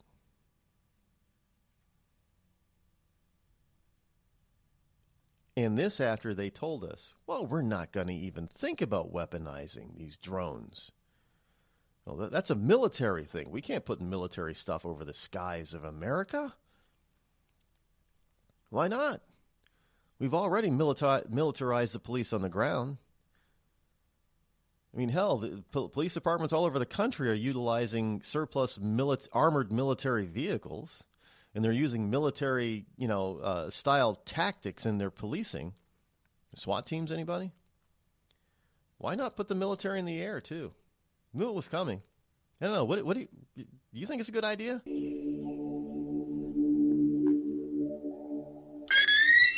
Call Rod now. 666-603-835-3226. The Red Cross responds to nearly 66,000 disasters every year, most of them house fires. Red Cross President and CEO Gail McGovern says you need to develop an evacuation plan and practice it, especially with your children. It takes just 2 minutes for a home to be engulfed in flames. Practice those drills. We all think our kids know what to do. They don't. We need to teach them. We have started a large campaign where we're going into vulnerable communities and helping install smoke alarms. Already 92 lives were saved, and 4 of those lives were saved by a 5-year-old girl who remembered what we taught them during these fire drills, and she got her family out. We also have a slew of free apps that people can download onto their smartphones. It's what to do in every kind of disaster you can imagine, how to prepare and how to recover. To help support all the Red Cross does and to make a financial donation, go to redcross.org. That's redcross.org. I'm just so happy my father had a chance to see his kids before he passed. I just want to say thank you. When her father fell ill, the American Red Cross was able to help get Veronica's brother home from the Navy to speak to his father one last time. It's thanks to your donations that we can connect military families when they need it most. Please donate today at redcross.org. It's Thursday night, and you're grabbing drinks with some friends. Started off with a pitcher for the table, which quickly becomes 2. There's pool. And there's the photo booth. All right, everybody squeeze in. Say cheese! Followed naturally by an order of wings. And another. Can we get some extra ranch sauce? Then there's the ceremonial nightcap. So what are we doing this weekend? And lastly, it's back to the car, which, if you're buzzed,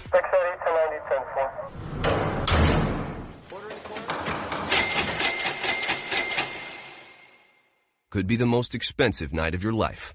Getting pulled over for buzz driving could cost you around $10,000 in fines, legal fees, and increased insurance rates. Nothing kills a buzz like getting pulled over for buzz driving, because buzz driving is drunk driving.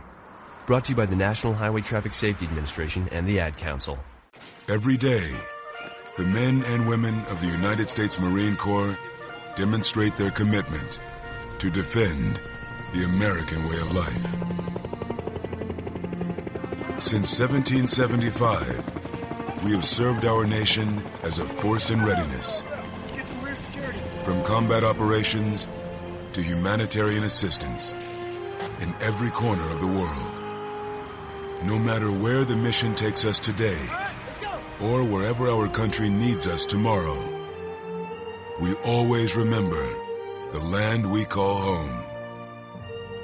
As Marines, we take a stand for each other, for our nation, for us all, the few, the proud, the Marines.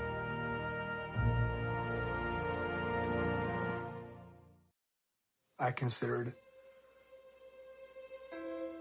suicide so I wouldn't put my family through all the pain. Many of our warriors are returning home from the battlefield, only to face a new war as they struggle with devastating injuries. At Wounded Warrior Project, we understand. We're there to help. Even though you think you're broken, you're not. It's the physical and the emotional healing that Wounded Warrior Project provides. With a gift of just $19 a month, you can join Wounded Warrior Project. You'll help provide critically needed programs and services that rebuild lives. Beautiful. There you go, buddy. The ongoing needs of our wounded and their families will continue for many years to come. Now is the time to show your support. Call now or go online with your gift of just $19 a month, and we'll send you this Wounded Warrior Project blanket. It made me feel that there's people out there that care about us.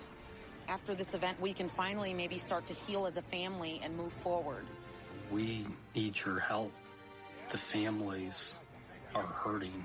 For many of our wounded heroes, the greatest casualty is being forgotten. That's why your gift of just $19 a month is so important. Please call or go online right now. I'm not Rod Eccles, and I approve this message.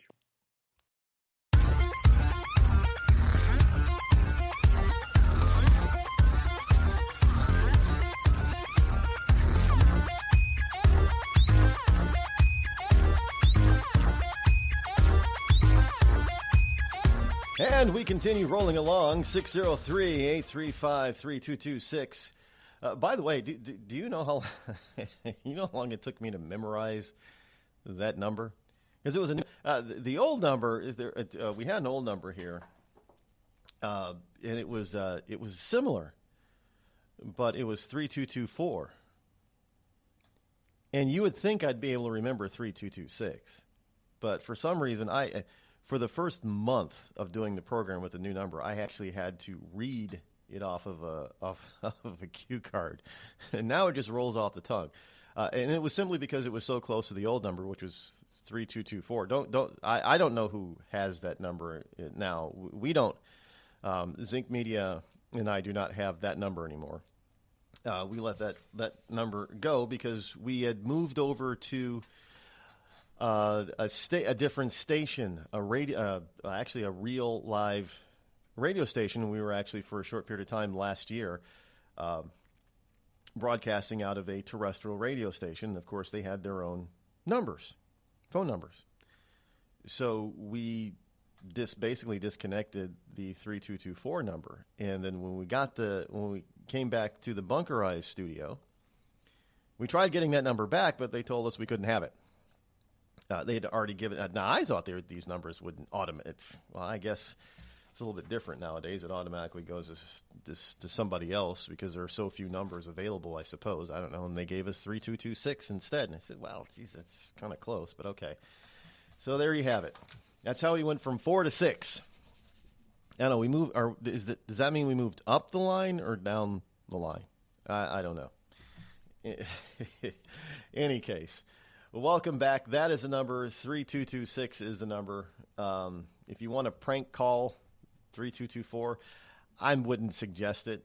I'm not going to advocate that you do that, but you do what you want. And they're probably nice people or a nice business that has the number, and they probably got sick and tired of getting calls from my audience. That's kind of it. I also used to get people would also mistake that number, the call-in number, for a business line, and they would call in on the show. I even had a couple of people, I put them on the air. When they called in, they were looking to try to sell me something, and instead put them on the air and discuss different things other than what they wanted to sell me, which was also kind of funny. Telemarketers, people are still out there telemarketing. I guess it still works. I guess, I don't know. I don't particularly like calling people. I never like calling people at home. Telemarketing. That was just such an interruptive thing. People hate telemarketers. Now, me on the other hand, I used to play with them. I remember one particular person. I forget what it is that they were trying to sell me, but I basically just told him no, and I proceeded to critique his selling style. Man, I'd said, man, you gave up pretty quick. How do you expect to make any money if you're going to give up so quick? And so then he get the light on his eyes, I guess, and he thinks that he still has a potential, and he'd go into spiel, and I'd say something back to him, and he's like, okay, well, thank you for your time. He said, you gave up too soon again, didn't you? Maybe you should think about a different... I kept teasing this guy for probably 10 minutes. Anyway, before he finally says, you're not really going to buy from me, are you? I said, no. But did you learn something? And he said, yeah, I learned I don't want to do this. And he hung up. Well, look, he could have kept doing it and just interrupting other people and not have a passion for what he was doing or selling, and not being successful. He could have kept going and going. Now, I don't know if he actually quit and found another job or if he just decided just to hang up on me or not. But, yeah, I find that it's always nice when you get the salesperson who hangs up on you. They're trying to sell you something, but evidently I can get them to a point where I piss them off enough where they hang up on me. That's was I a sadist or a masochist, or was I mean for doing that? I don't know. I'm not sure. I look back now and think, was it really mean, or was well, hey, they were interrupting me, so I might as well turn around and make it a little bit entertaining for myself. Should I not? You should try that sometime. If you get a telemarketing call from somebody, don't be so quick to jump off the phone on them. Say not interested, and hang up on them. Get them to a point where they hang up on you. They won't call you back after that. You realize that? If they hang up on you, they're going to put notes in their system that really prevents other people from calling you from the same organization. Really, I find that it worked beautifully. You're going to get calls at first, but you're going to find out that you're not going to get the same calls over and over again. So it probably works better than this stupid no-call list. Really. Because, I had put my number in a no-call list, and I still get telemarketing calls. But if you piss them off, they won't call you back. So get them to hang up on you. That's my advice in handling telemarketers.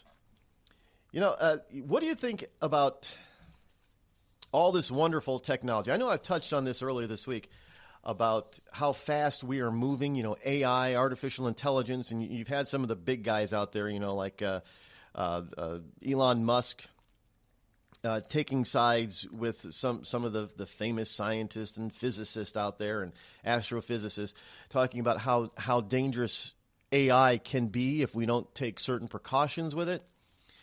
And my lament has always been that technology is moving so fast that we often put it into play before we have a chance to really vet it and how it should fit into our society. And I'm not just talking about government regulation and laws that cover it. Drones were a big thing. Drones just came on the market, and first they were just these little tiny little helicopter type toys that you could fly around in your house or in your backyard, and they didn't go very far. And all of a sudden they went to these bigger things based on military technology, and people started using them and flying them, taking pictures and video all over the place. Great shots, awe-inspiring shots, and then people started using them to be peeping toms on their neighbors. I mean, people have been arrested and caught with their drones in the city, looking into people's windows in high-rises. And these things have wonderful cameras on them. So, people once thought, well, I live in a building. I live on the 20th floor. Next thing you know, you look out your window one day, and there's a drone 20 floors up looking in your window. So we often find technology, especially of late, really exceeds our ability to really understand it and how it should be used and utilized. One of the other big things is with the 3D printing. Now, 3D printing is becoming more and more the norm. Now, before it just used to be, when it first came out, you were able to print these innocuous little tchotchke things, and people were amazed by that kind of stuff. And I have friends who have access to these things, these high tech 3D printers, and they just made stupid little stuff, and sometimes it took hours to make some of these intricate little tchotchke things. And now they're getting faster. They're getting better. They're utilizing different materials. And one of the things that became very prevalent is that people could 3D print guns. Now we haven't gotten to the point where they can 3D print a bullet, but they could 3D print gun parts and assemble these parts into a fully operational gun that actually fires real bullets. And these 3D guns are undetectable by current metal detection technology. So people can slip through, if all they're using is metal detection, they can slip through with a 3D printed gun. The only thing that there's even technology for plastic bullets. So there's very little metal in these things, in 3D printed guns. Very little. So it's very little to be able to be detected. And often some of that metal can be masked. And usually the metal is probably within the firing cap of the bullet. So, but all that can be masked, so you can pass through a metal detector and have a gun on you. And people were struggling with, well, what should we do about this? And the government was struggling. How can we regulate this? How do we make laws for it? So 3D printing is one of those things like drones that moved very fast beyond the scope of society to have a chance of determining how it should be utilized and possibly regulated. And we're still struggling with that kind of stuff. And now we're getting 3D printing that prints medical devices. You can 3D print artificial limbs now. I mean, it's just amazing where we're going with this technology, but it is moving so fast. And we're deploying it as fast as we figure it out, instead of saying, okay, we figured it out, now what can we do with it? And how should we do it? How should we do with it now that we've got it or can have it? We don't do that. We just say, we want to do this. Let's do it. We've done it. Let's use it. And then we worry about, we didn't think about the negative effects that this could have. It's always, this 2 steps, 3 giant steps forward, and all of a sudden 2 big leaps backwards, because we didn't take the time to figure out how best to fit this new technology into our growing society. Well, there's something new out there that it's not very new, but it is coming on big, fast, and strong, and we don't, and again, it's this type of thing that we're not thinking before we leap. And we're leaping big time into it. And that's facial recognition technology. Now, facial recognition technology is not 100% foolproof. But there are especially in Europe, there are a number of European governments that are using this big time. And the problem is that we're starting to use it here. And the problem is that it's starting to ensnare millions of innocent people for crimes they didn't commit, because this technology is not 100% foolproof. Now, how many times have you looked at somebody and said, well, I know them. They look like this person. You actually think that the person that you know, but they're not. They're not even related in any possible way other than being human. It's said that we all have even if we're not a twin, we all have a twin out there. We all have a doppelganger. Some of us may have many doppelgangers. And not the regular stereotypic, oh, you look like this star. I've been told I look like Sidney Poitier and, a couple of other old-time stars, but not that type of resemblance. Not a resemblance, but a real literal look-alike. You have extremely similar bone structure, which is what facial recognition also utilizes. Well, there are lots of people that don't even look like somebody else, but they have underneath, their bone structure is nearly identical. And facial recognition technology, how I understand it, really isn't based on your visual look, but the structure of your face. And if the structure of your face matches the structure of somebody else that they're looking for, it's kind of like a name. You can, how people have the same name, but they're no way related. Well, you could have the same facial or bone structure as somebody else and not be related. And this is how innocent people are being tagged for crimes they didn't commit. Hey, you're this person. I'm not that person. Don't lie to me. Facial recognition says you're this person. And we haven't figured out how to utilize this technology properly. We're just tossing it out there and starting to use it before we've had a discussion about how to best use it and when to use it and where to use it. This is what is happening with a lot of our technology. Again, I love tech. High tech stuff. I don't own a lot of gadgets because you buy a gadget today and tomorrow it's outdated, literally. So I don't fall into that trap. But I love learning about all these little gadgets and technology stuff. You know, all the James Bond-esque stuff is really coming to life. All the Star Trek stuff is coming to life. It become reality. But it's happening so fast.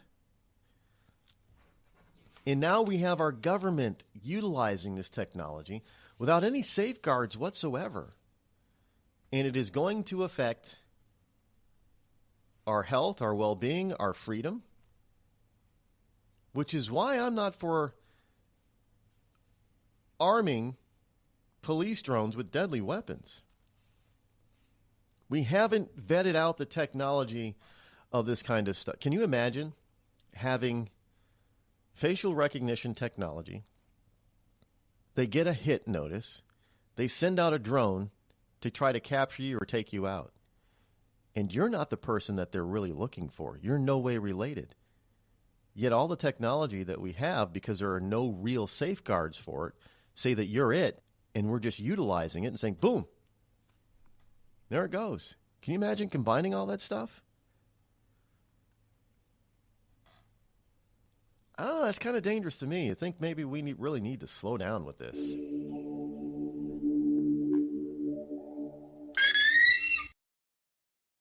Tired of paying outrageous prices for Viagra? Well, we have great news for you. Now you can finally get Viagra at huge discounts. Healthy Man allows you to save up to $500 on Viagra. Why pay U.S. pharmacy prices of $15 per pill or more when you can get Viagra for less than $3 a pill? Call today and get 40 Viagra pills for only $99. This can cost as much as $600 at your local pharmacy. You can't afford not to call us. If you want Viagra at the lowest prices, never pay $15 a pill pharmacy prices again. Get Viagra for less than $3 a pill. Call 800-595-2614 today and save up to $500 and get 40 pills for just $99. Healthy Man is fast, easy, and affordable. Operators are waiting at 595-2614 to take your call now. Call 800-595-2614. That's 800-595-2614. Again, 800-595-2614.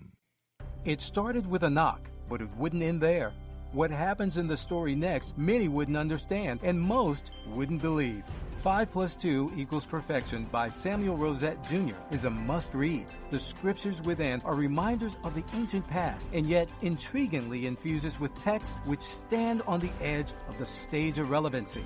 Available online at Westbow Press, Amazon, Books A Million, Barnes & Noble, and SamuelRosetteJr.com.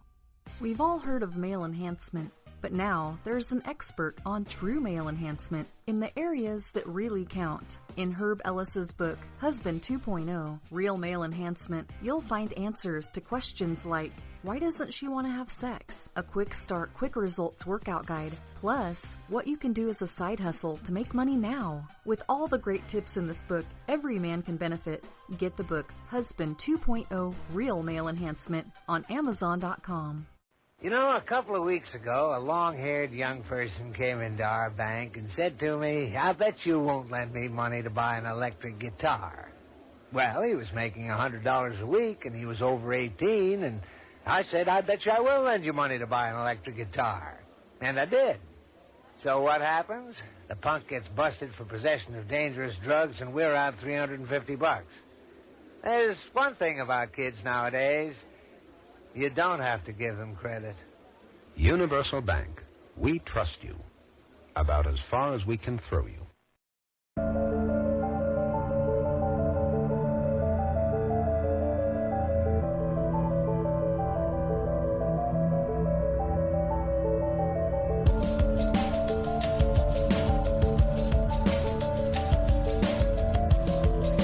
The president's former security advisor, General Flynn, is reported to be offering to make a deal in exchange for testimony.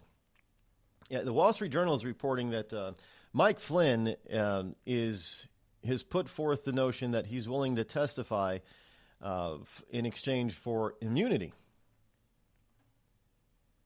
And this goes along with the FBI and the CIA's investigation of the Trump campaign's potential ties to Russia.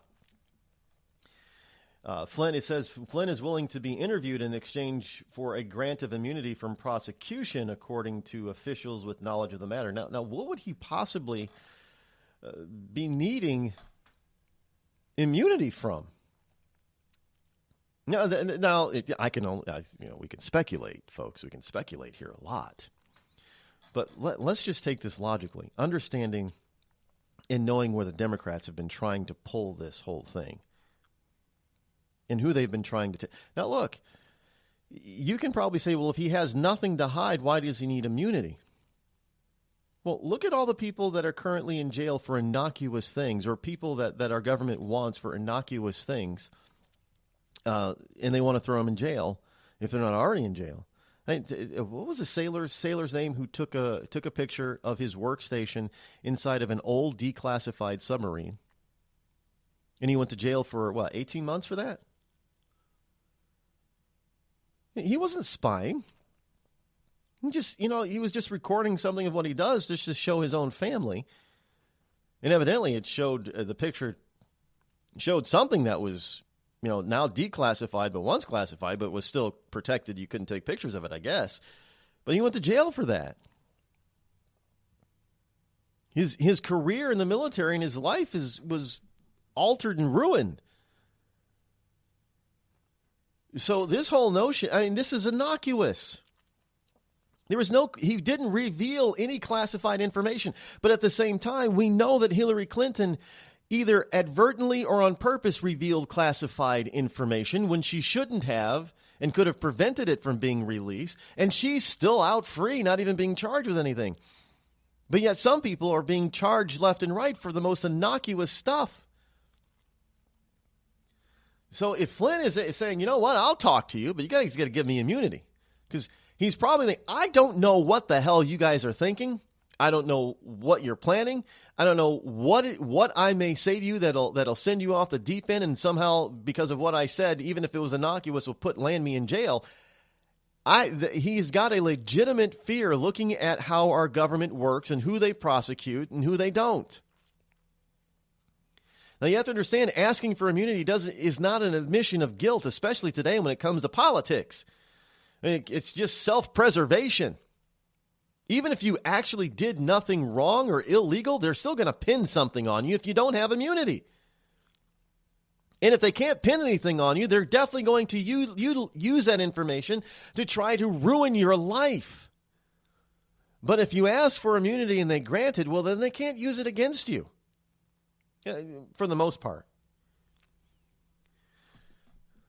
So understand that this, Mike Flynn is really he's protecting his backside, his hind side, his left side, his right side. Well, they call those flanks. His right flank, his left flank. He's trying to protect his rear flank and his front flank. And if he's asking for immunity, he's trying to protect his head and his feet at the same time. And that's understandable when you're dealing with these people who are looking for a scapegoat. Do you understand that?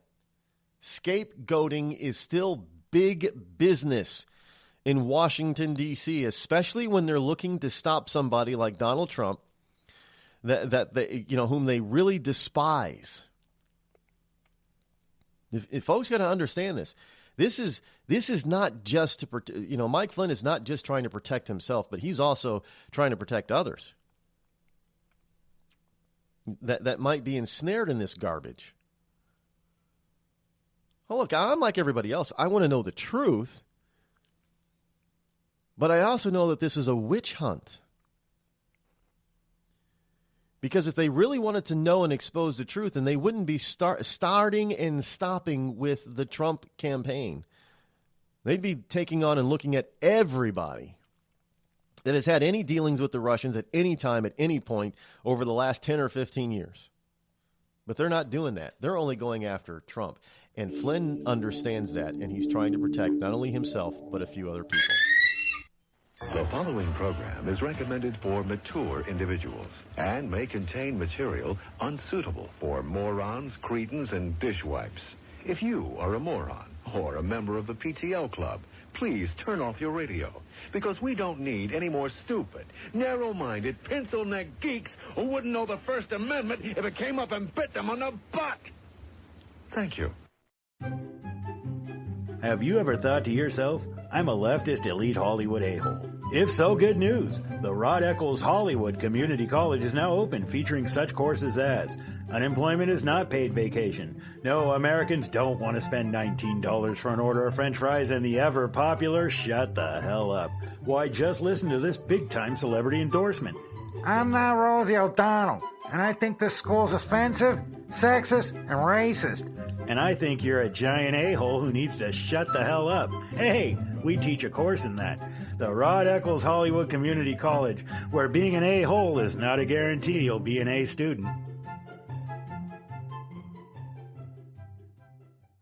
The Red Cross responds to nearly 66,000 disasters every year, most of them house fires. Red Cross President and CEO Gail McGovern says you need to develop an evacuation plan and practice it, especially with your children. It takes just 2 minutes for a home to be engulfed in flames. Practice those drills. We all think our kids know what to do. They don't. We need to teach them. We have started a large campaign where we're going into vulnerable communities and helping install smoke alarms. Already 92 lives were saved, and 4 of those lives were saved by a 5-year-old girl who remembered what we taught them during these fire drills, and she got her family out. We also have a slew of free apps that people can download onto their smartphones. It's what to do in every kind of disaster you can imagine, how to prepare and how to recover. To help support all the Red Cross does and to make a financial donation, go to redcross.org. That's redcross.org. See that cute little dog in the pet store window? Chances are it came from a puppy mill. A breeding facility that forces caged, neglected, and often sick dogs to churn out puppy after puppy to be sold for profit. Meanwhile, millions of wonderful, healthy pets end up in animal shelters. This leads to the killing of more than 9,000 by the end of today. But with one simple choice, you can help. Just by deciding to adopt instead of purchase your next pet. Animal shelters are full of amazing pets looking for a home. When you adopt your new best friend, not only are you saving a life, you're taking a stand against puppy mills. When your friends see the smart choice and impact you've made, they adopt their next pet and share with 5 of their friends, who share with 5 more. Before long, thousands get involved. Pet stores stop selling dogs from puppy mills, and even more lives are saved. And with your help, we can save them all. Visit bestfriends.org/puppymills to learn more. Every day, the men and women of the United States Marine Corps demonstrate their commitment to defend the American way of life. Since 1775, we have served our nation as a force in readiness. From combat operations to humanitarian assistance in every corner of the world.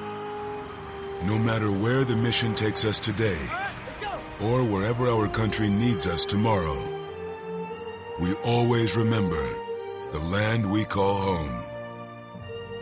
As Marines, we take a stand for each other, for our nation, for us all. The few, the proud, the Marines.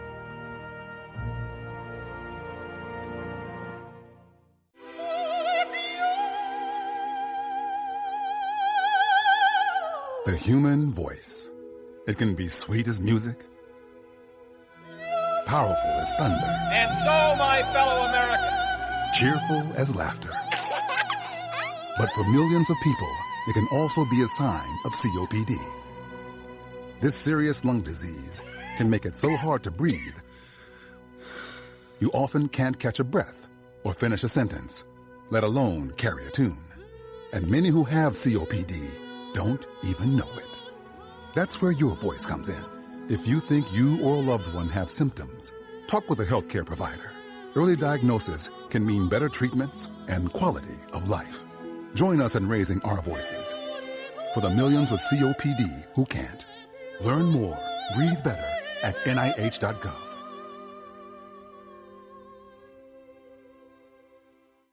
As a mother, you don't want to have to worry about this bill is coming, but then she needs this chemo. That's a decision you shouldn't have to make. It's a huge burden lifted financially. In And so it allows you to give singular focus to your child. I've never known a hospital that takes care of their patients so thoroughly. That was the first thing I was like, how are we going to do this? When they told us that we didn't have to pay a single bill, I was like, wow. They pretty much have saved us. It's like the world has been lifted off of your shoulders, and now your focus is supporting this child. There is not another hospital like St. Jude. The patient care is unmatchable. It saved my life. It saved my daughter's life. It saved our family. St. Jude Children's Research Hospital. Finding cures, saving children. Learn more at stjude.org. On the battlefield, there's a saying America's military men and women live by. Never leave a fallen warrior behind. Ever. Off the battlefield, Wounded Warrior Project operates with the same goal. We leave no warrior behind. Wounded Warrior Project is a non-profit organization created to help our men and women returning home with the scars of war. Whether those scars are physical or mental, we're here to make sure that they heal. And whether it's helping those with post-traumatic stress disorder live a normal life again, or giving much-needed support to injured warriors in veterans' hospitals. Because no one deserves our help more than the men and women who risk their lives to keep us safe. Wounded Warrior Project. We never leave a fallen warrior behind. Ever. Learn more about what we do at woundedwarriorproject.org.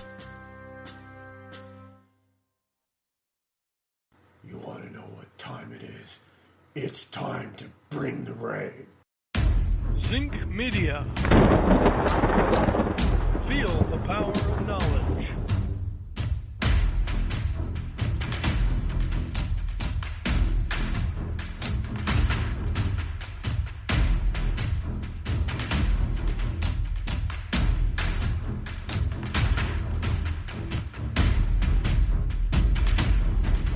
California, what are they trying to do? Reporters, what are reporters doing at the White House and to Donald Trump now? That and so much more as we round out this hour of the show. Coming up, don't go anywhere.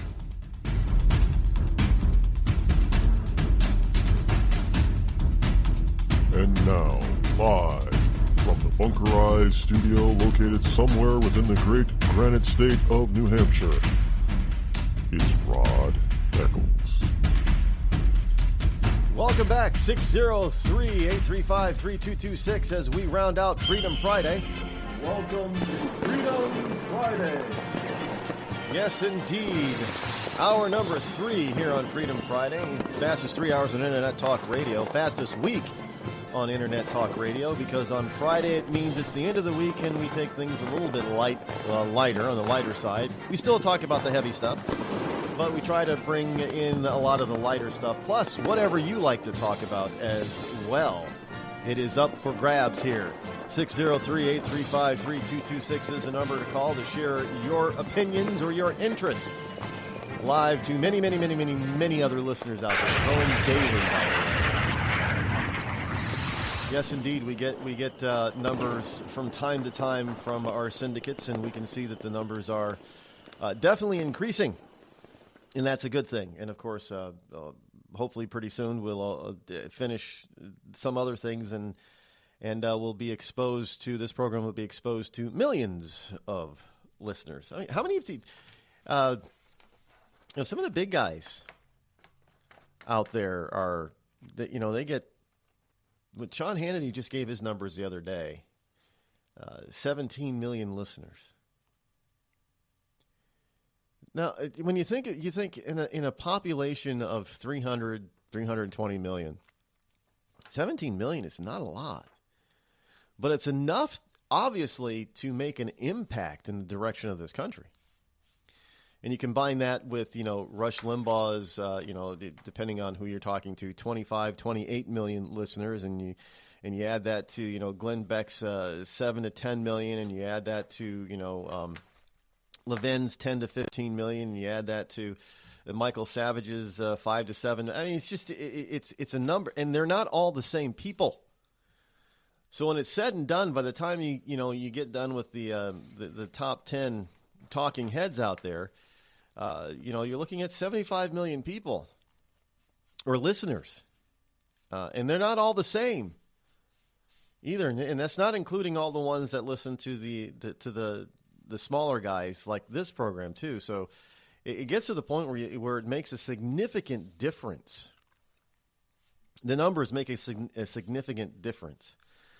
Even if you were just to chop it in half of the total unique listenership, you're still looking at, 35 million people? Okay, now that's significant. So it does make a difference. So when you when you start adding all those numbers together, it makes a big difference of influencing people. And I mean, it's nice that we could make it influence people that way, but we try. We are doing our best to try. Speaking of influencing you, let me influence you to try out the new RodEccles.net. Now we worked really hard on this to make this look absolutely fantastic on any size device, whether you're connecting via desktop or laptop, or a tablet or mini tablet, or even a cell phone, large cell phone or small cell phone, a smartphone, I should say. You're going to get an enhanced experience with this versus the older site, which didn't readily translate to smaller screens very easily. This design and this one does. We like to think that it's we worked pretty long and hard on it, so it works very well, and it is completely different from the style and design and look and feel, and how this operates. Completely different from the previous incarnation of the site. This site is also faster. It's also easier to navigate than the previous site. We try to, we looked at a lot of things, and we tried to maximize your time when you go over there, so you get the most out of it, the biggest bang for your buck, even though you don't have to pay for anything. And no ads, zero, zip, nada. If there are ads that pop up on RodEccles.net, they are not from me. They are not from Zinc Media. Somebody else is hooking in and tagging on to your computer, your device, because there are zero ads. Now we will be adding some sponsorships over there, but they're definitely not going to be pop-ups, and you're going to definitely know that they're sponsorships, and they're not going to be in a typical ad format. But right now there are none, zero. Did that on purpose, just so people would know. And when we do that later this summer, you'll see what I'm talking about when it ads. They're going to be a part of the site itself, not in the ad section that typically, because we don't even have sections like. Well, there are sections, sidebars, if you will. But usually in the sidebars can be loaded up with ads, but we're not planning on putting ads in the sidebar area or in the header. You're not going to see an ad at the top where the title of the site should be. I mean, some people do that, but we don't. I understand. You got to understand. We do have to at least pay for some of the cost and defray some of the cost of running this stuff, because it does come with a price tag. But it isn't going to be overblown and overwhelmed. I don't need to make like Rush Limbaugh. I don't need to earn $300 million or whatever he's getting. But hey, now I'm not chastising. If you look at Rush's site, he's got a really nice site. And as I said before, even though I'm not a big fan of his, Glenn Beck has probably got one of my. He probably has my favorite talking head site out there, website. Just the style, the feel and style of his site, not the actual content, but the style and feel of GlennBeck.com I think is absolutely beautiful. I think it's marketing genius. The way that side is laid out. And Limbaugh's is not that far behind Beck. And yeah, now this isn't.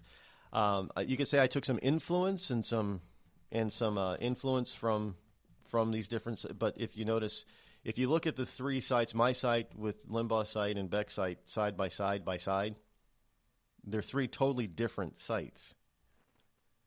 But they all have a similar flow, if you will. Not necessarily layout, but flow. The flow is what's really impressive. But yeah, I mean, Rush's site is it's new, but it does hold over some similar aspects to his old site.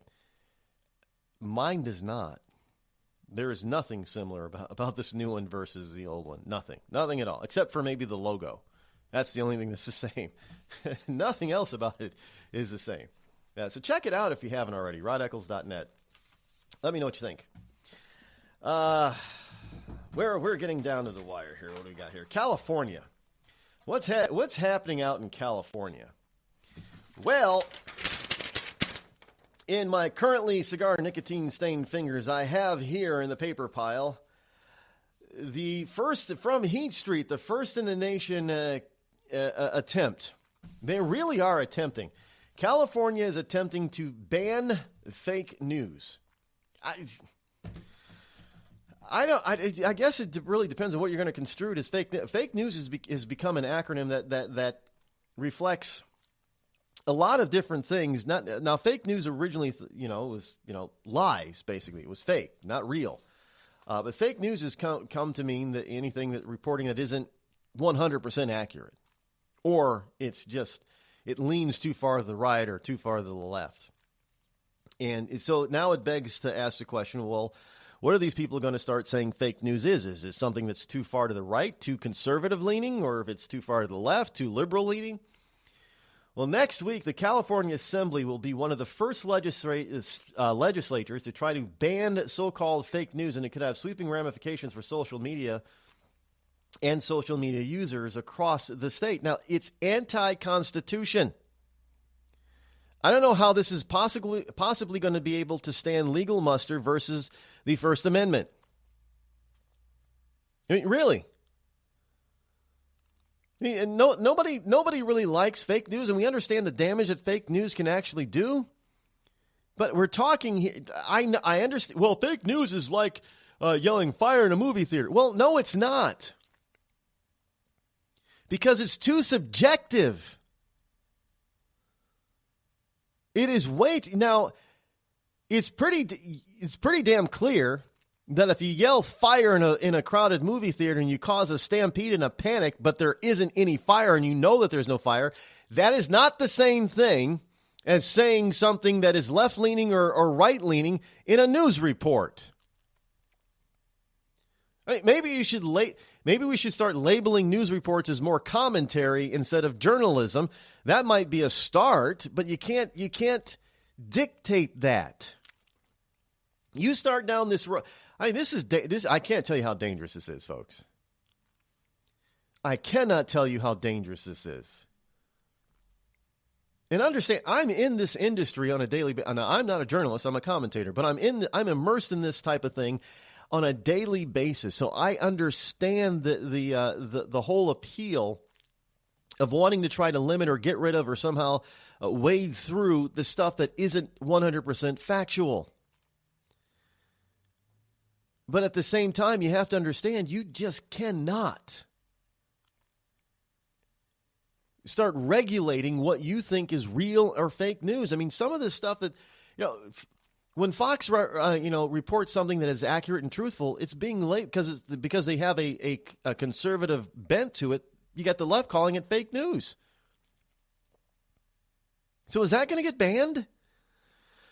Now, this bill out in California, which was filed last Wednesday in the Assembly's Committee on Privacy, or Privacy if you're British, and Consumer Affairs, seeks essentially to make it a crime to be wrong on the internet. Now, the text of the bill implicates anyone who writes, publishes, or even shares news stories they know could be false if those stories later have an impact on an election. You want to talk about a chill placed upon free speech, especially around an election? Do you know that they label a lot of this stuff about Hillary Clinton, which we know is factual, as fake news? Here is the basis of the law as it is written. It is unlawful for a person to knowingly and willingly make, publish, or circulate on an internet website or cause to be made, published, or circulated in any writing posted on an internet website a false or deceptive statement designed to influence the vote of either of the following: any issue submitted to voters at an election, any candidate for election to public office. And again, what are they doing? They're targeting the internet. So I guess with this law, you could still publish fake news if you just print it in a newspaper.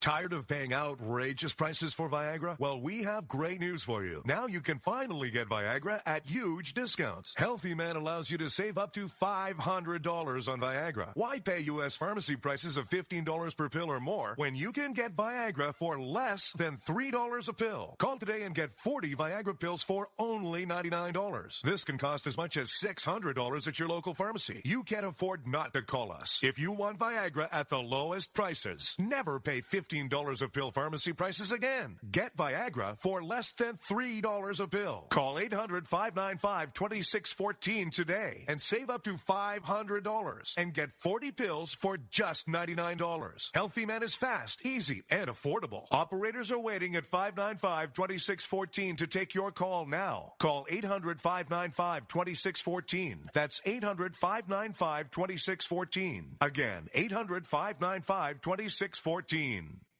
It started with a knock, but it wouldn't end there. What happens in the story next, many wouldn't understand, and most wouldn't believe. 5 + 2 = Perfection by Samuel Rosette Jr. is a must-read. The scriptures within are reminders of the ancient past, and yet intriguingly infuses with texts which stand on the edge of the stage of relevancy.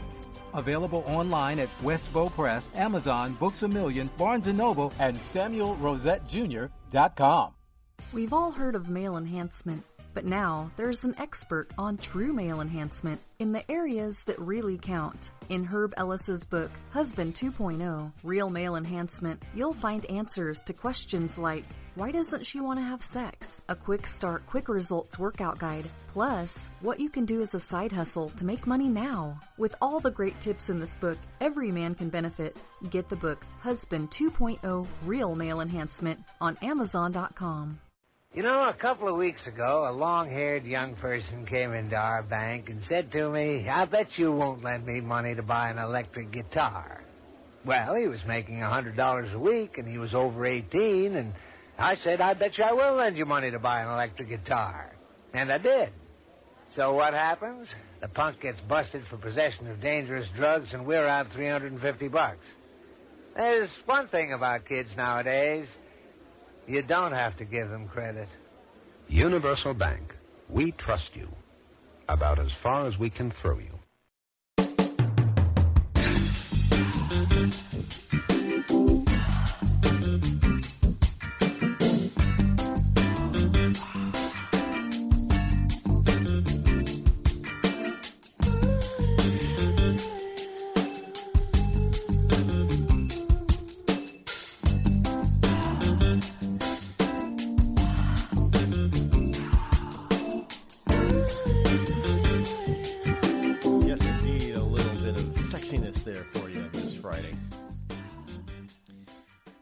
Welcome back.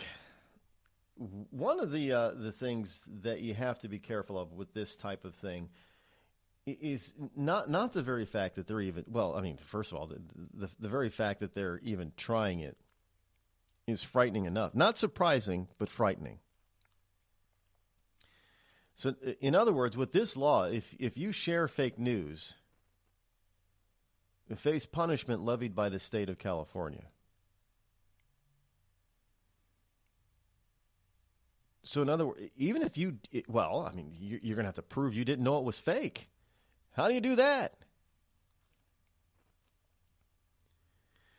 Now, the bill does say you have to knowingly and willfully make reference to a set of alternative facts, but it doesn't give details who would determine a story is fake news. For the matter, what fake news is. As I said, this is too arbitrary. Somebody could just a prosecutor could just say, well, we think it's fake news, so, we're going to prosecute you. And next thing you know, you got the police knocking on your door, taking your computers. They love to do that. And, a lot of people say that, in an investigation, and they don't end up getting charged with anything, or they're found not guilty of certain charges. They don't get their stuff back. Some people have to fight really damn hard to get their stuff back. I mean, that's sad. I mean, shouldn't you get your stuff back?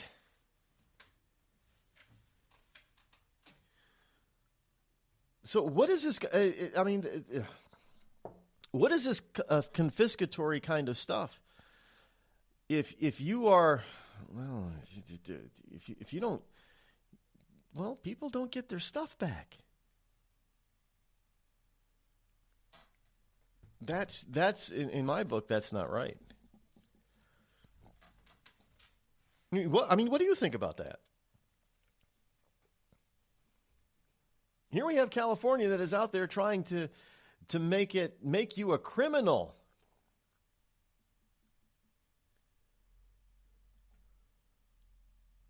An arbitrary criminal. This is arbitrary.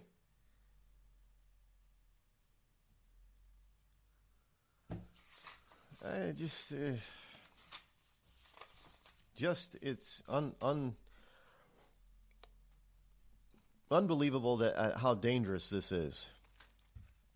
If this stands, and if they pass this, and this stands the muster, a court test muster on the First Amendment, in California, free speech is dead. Free speech is dead in this country. That's how dangerous this is. By the way, the New York Post is reporting that man having sex with wife during a fatal DUI crash gets 5 years. A judge in Florida gave a stern admonishment to a man as she sentenced to a 5-year prison term for a drunken wreck that killed his wife as they had sex, calling it one of the most senseless, tragic acts he's ever seen. Well, was she drunk too? This is out of Palm Beach County. Palm Beach County Circuit Judge Laura Johnson sentenced Matthew Notebart. That's Matthew with 2 T's. Notebart, Notebeart,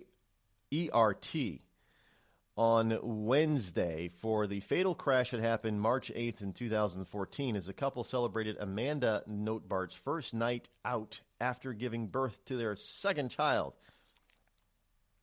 Now, Johnson said, this isn't your first chance, according to the Palm Beach Post. You've been to jail before. You've been on probation. You failed your wife. You failed your children, and you have failed all your family that is here today. So evidently his wife was killed, and he was not, while they were having relations while driving down the road.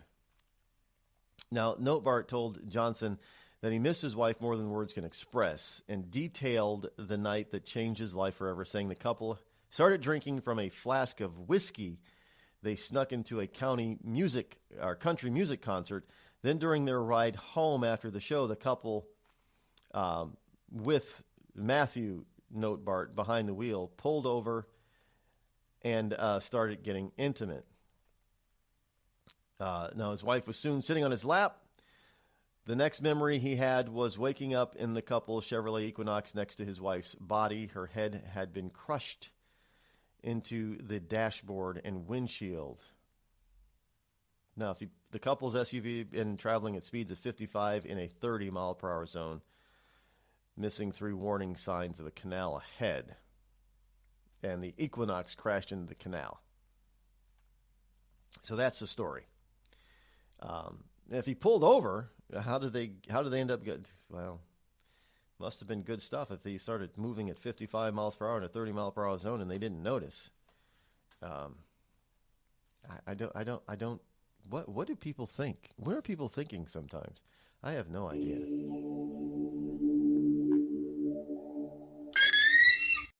The Red Cross responds to nearly 66,000 disasters every year, most of them house fires. Red Cross President and CEO Gail McGovern says you need to develop an evacuation plan and practice it, especially with your children. It takes just 2 minutes for a home to be engulfed in flames. Practice those drills. We all think our kids know what to do. They don't. We need to teach them. We have started a large campaign where we're going into vulnerable communities and helping install smoke alarms. Already 92 lives were saved, and 4 of those lives were saved by a 5-year-old girl who remembered what we taught them during these fire drills, and she got her family out. We also have a slew of free apps that people can download onto their smartphones. It's what to do in every kind of disaster you can imagine, how to prepare and how to recover. To help support all the Red Cross does and to make a financial donation, go to redcross.org. That's redcross.org. I'm just so happy my father had a chance to see his kids before he passed. I just want to say thank you. When her father fell ill, the American Red Cross was able to help get Veronica's brother home from the Navy to speak to his father one last time. It's thanks to your donations that we can connect military families when they need it most. Please donate today at redcross.org. It's Thursday night, and you're grabbing drinks with some friends. Started off with a pitcher for the table, which quickly becomes 2. There's pool. And there's the photo booth. All right, everybody squeeze in. Say cheese! Followed naturally by an order of wings. And another. Can we get some extra ranch sauce? Then there's the ceremonial nightcap. So what are we doing this weekend?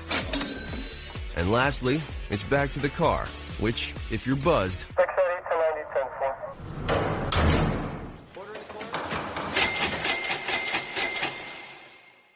could be the most expensive night of your life. Getting pulled over for buzzed driving could cost you around $10,000 in fines, legal fees, and increased insurance rates. Nothing kills a buzz like getting pulled over for buzzed driving, because buzzed driving is drunk driving. Brought to you by the National Highway Traffic Safety Administration and the Ad Council. Every day, the men and women of the United States Marine Corps demonstrate their commitment to defend the American way of life. Since 1775, we have served our nation as a force in readiness. From combat operations to humanitarian assistance in every corner of the world. No matter where the mission takes us today, or wherever our country needs us tomorrow, we always remember the land we call home. As Marines, we take a stand for each other, for our nation, for us all. The few, the proud, the Marines.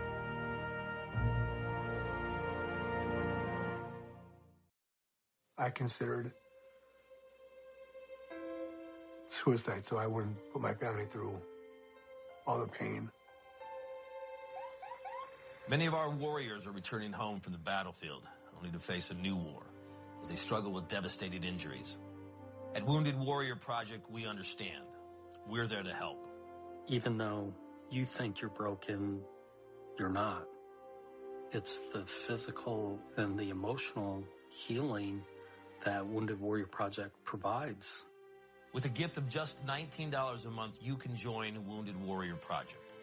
You'll help provide critically needed programs and services that rebuild lives. Beautiful.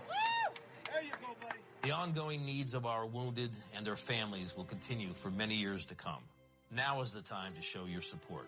Call now or go online with your gift of just $19 a month, and we'll send you this Wounded Warrior Project blanket.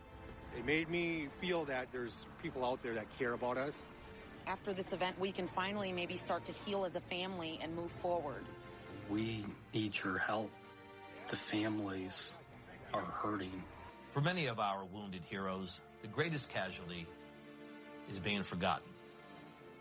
That's why your gift of just $19 a month is so important. Please call or go online right now. Bring the rain.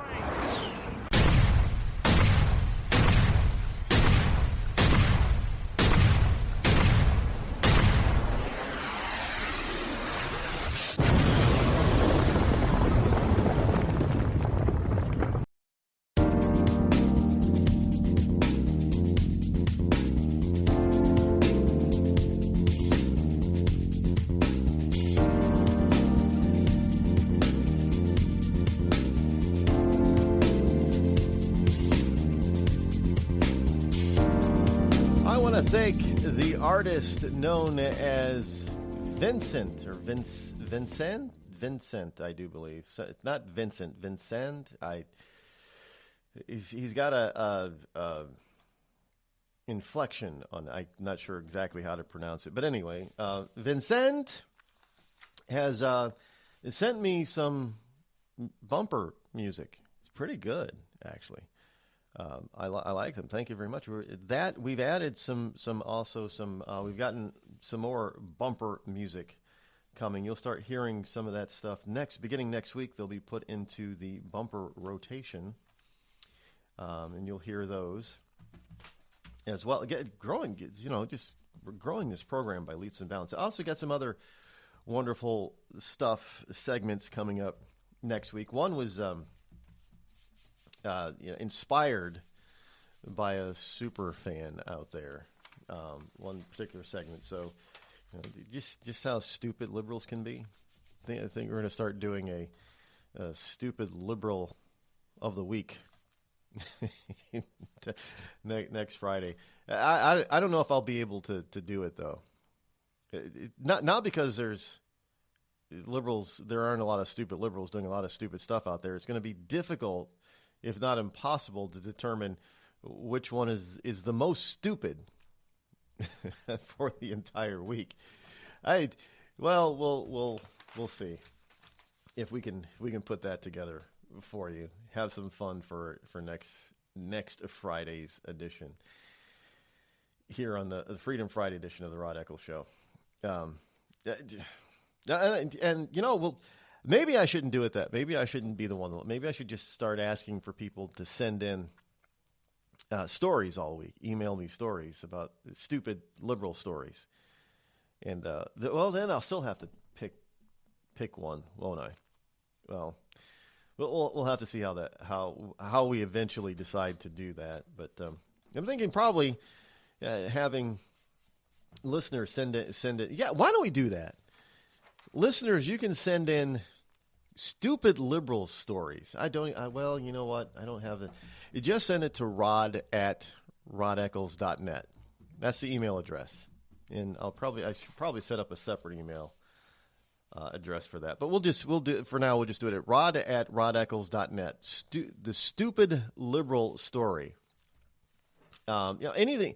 Hey, just something dumb. I mean, it could be serious. It could be funny. It could be just anything that is just inanely and uniquely liberal stupid. Now, it's got to be a story, too, because it's going to be difficult for me to show just a picture. Like somebody sent me a picture, a link to a picture today. It's a polar bear. It looks like a polar bear and a cross, a giant wooden cross. It looks like the polar bear is praying on the cross. But I can't tell you about it as well as the picture shows it. I can't really explain the details of the picture. So that's why it has to be a story that I can actually relate to the listening audience. So stupid liberal stories of the week. Send them to rod@rodeccles.net, and we'll pick. Maybe I should start giving out. Well, we'll see how well it works, and maybe we'll start giving out prizes for that kind of stuff too. So I don't know what kind of prize I can give out. We'll have to think of something. Maybe Amazon gift certificates or gift cards. That might work. Yeah, we'll think about it. But just send in your stupid liberal stories to rod@rodeccles.net. And we'll see how the first week goes, if we can name the stupidest liberal of the week next Friday. Speaking of stupidness, the American Mirror has got this story. Reporters turn to ridiculing White House Easter eggs. How do you ridicule White House Easter eggs? Many in the White House press corps, as former President Obama might have pronounced it, have a raging case of Donald Trump derangement syndrome. It flared up again when the White House released images of the commemorative eggs that will be available for purchase to celebrate the annual White House Easter egg roll. And the White House wooden eggs are available in blue, yellow, pink, and green, and they cost $8.50 each. Now, there is also a gold egg, which is $14.95. And it says, basically it just says on one side, it just says White House Easter egg roll 2017. In the back side, it's signed by President Trump and First Lady Melania Trump.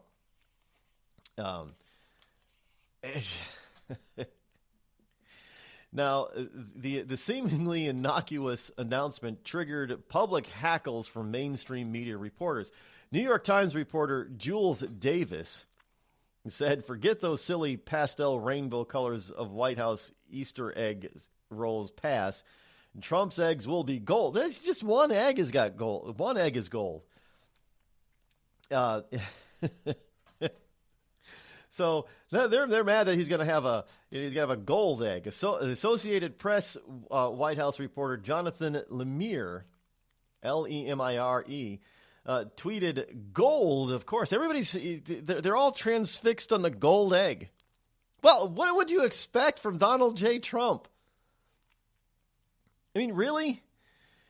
Politico, a left-wing pundit at Politico, Edward Isaac Dovere, Dovere, not only is the Trump White House making Easter eggs gold, but announcing it in all caps and selling them at a $6 premium. So, are they mad that he's got a gold egg? And he's charging for the gold egg than for the pastel? Well, I mean, I bet you the gold egg is probably going to be a bigger seller. Who said that? Do you know how many different ways there are to decorate an Easter egg? Who said they only had to be pastel? Who said? I mean, there's all there's how's it pronounced? Paisanki, the Ukrainian Russian decorating technique for eggs, Easter eggs, and that's really well involved. Not to mention all the other various colors and methods of decorating eggs.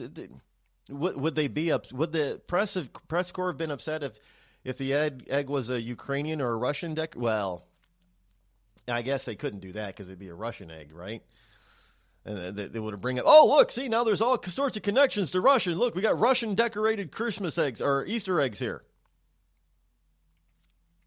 So I suppose Trump couldn't actually go with the Paisanki or Paisanki. I don't know how you pronounce it. I think it's a Ukrainian word. The Ukrainian and Russian decorating of eggs. People know what it is. Look it up. These eggs are really intricately designed. And it's amazing. It's artistry. It really is for those. But this is the Easter season now. Tomorrow is April 1st, and Easter is in April. A couple of weeks away now. Yeah, you wouldn't know it because the snow is starting to fly here outside the Bunker Eyes studio. So we're going to get that up to a foot of snow while they try to change out the telephone pole out near Upshot or The Bunker Eye Studio is downstream from where they're changing the telephone pole. So if they knock out the power, will be affected.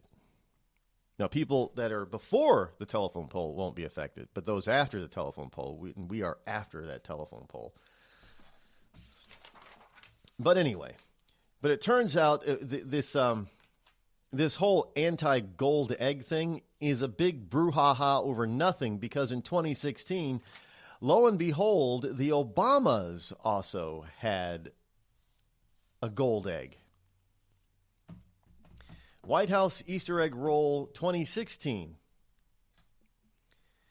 And at least Julie Davis did apologize. She says in her tweet, "It appears my memory of Easter egg rolls past was wrong. Seems Obama had a golden egg too. Not a Trump innovation." Well, hello, Nelly. Look at that. So you have somebody of the lamestream media acknowledging that the gold egg that they originally said was a Trump innovation is actually not a Trump innovation after all. And that they were disproportionately and unfairly targeting the Trump egg because it was Donald Trump. This is just hilarious stuff. I'll post the pictures. I'll get you a couple of pictures up there on RodEccles.net a little bit later today. But the press is out there, the lamestream media is out there excoriating Donald Trump in the Twitterverse for having a gold Easter egg. And lo and behold, hey, Obama had one too. But nobody else has seemed to be ponying up to apologize for this, for mistakenly misconstruing the idea that all White Houses previous only had pastel-colored Easter eggs. And I got to tell you, the 2016 eggs are not exactly pastel. You know, pastel color, it can be a bright color, but it's very muted. And the 2016 Obama Easter eggs may be pastel in color, but they're not muted pastels. I mean, these are bright colors in these eggs. But that's okay, I guess, because Obama did it. But, you know, so evidently the same colors are available at a softer tone, a more pastel tone, and along with the gold egg. And somehow that's, because it's Trump, that's not okay. But if it were Obama, it'd be totally fine. And it was totally fine. Nobody talked about, the gold egg of Obama, the golden Obama's golden egg. It's just, oh, look, Trump's got a gold egg. Ha! What a maroon having a gold egg. Anyway. So there you have it. They are having a field day showing their true colors, as it were, about how biased they really are and how much they really hate Trump. And Trump has the same thing, has a gold egg that is that even one that Obama had, and they're all over Trump for this one. You can't make this stuff up, folks. It's just what a pit of vipers the lamestream media is. What a pit of vipers. This from Fox News 5 out in Californication, it looks like.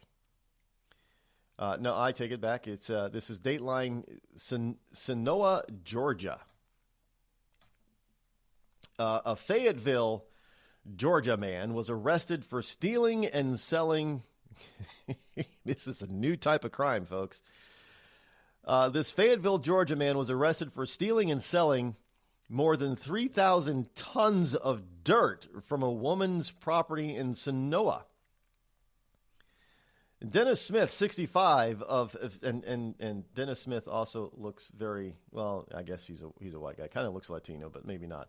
65 of Fayetteville was arrested after Sonoa police said more than 183 dump truck loads of dirt were excavated and stolen from the property without the owner's knowledge. Investigators described Smith as a dirt broker, someone who finds dirt for contractors working in the area. Now, police said that Smith told a contractor he had permission from the landowner to remove dirt from the property. Police said not only was that a lie, but the property owner he identified as giving him permission had been dead since 2015. The property was now owned by the owner's widow, a woman in her 80s who knew of no dirt deal.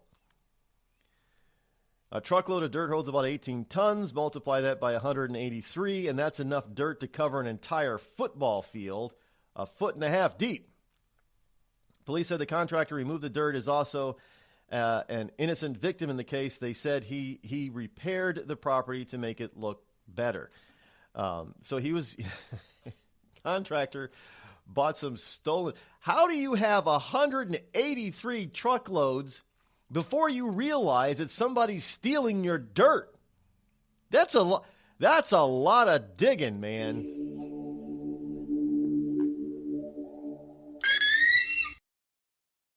Tired of paying outrageous prices for Viagra? Well, we have great news for you. Now you can finally get Viagra at huge discounts. Healthy Man allows you to save up to $500 on Viagra. Why pay U.S. pharmacy prices of $15 per pill or more when you can get Viagra for less than $3 a pill? Call today and get 40 Viagra pills for only $99. This can cost as much as $600 at your local pharmacy. You can't afford not to call us. If you want Viagra at the lowest prices, never pay $15 a pill pharmacy prices again. Get Viagra for less than $3 a pill. Call 800-595-2614 today and save up to $500 and get 40 pills for just $99. Healthy Man is fast, easy, and affordable. Operators are waiting at 595-2614 to take your call now. Call 800-595-2614. That's 800-595-2614. Again, 800-595-2614.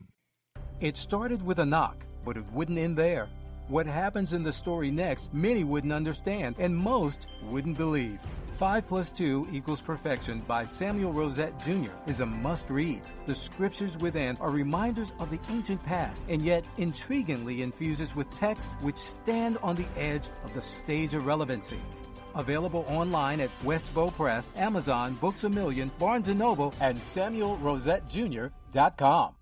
We've all heard of male enhancement, but now there's an expert on true male enhancement in the areas that really count. In Herb Ellis's book, Husband 2.0, Real Male Enhancement, you'll find answers to questions like, why doesn't she want to have sex? A quick start, quick results workout guide. Plus, what you can do as a side hustle to make money now. With all the great tips in this book, every man can benefit. Get the book, Husband 2.0, Real Male Enhancement, on Amazon.com. You know, a couple of weeks ago, a long-haired young person came into our bank and said to me, I bet you won't lend me money to buy an electric guitar. Well, he was making $100 a week, and he was over 18, and I said, I bet you I will lend you money to buy an electric guitar. And I did. So what happens? The punk gets busted for possession of dangerous drugs, and we're out $350. There's one thing about kids nowadays. You don't have to give them credit. Universal Bank. We trust you. About as far as we can throw you.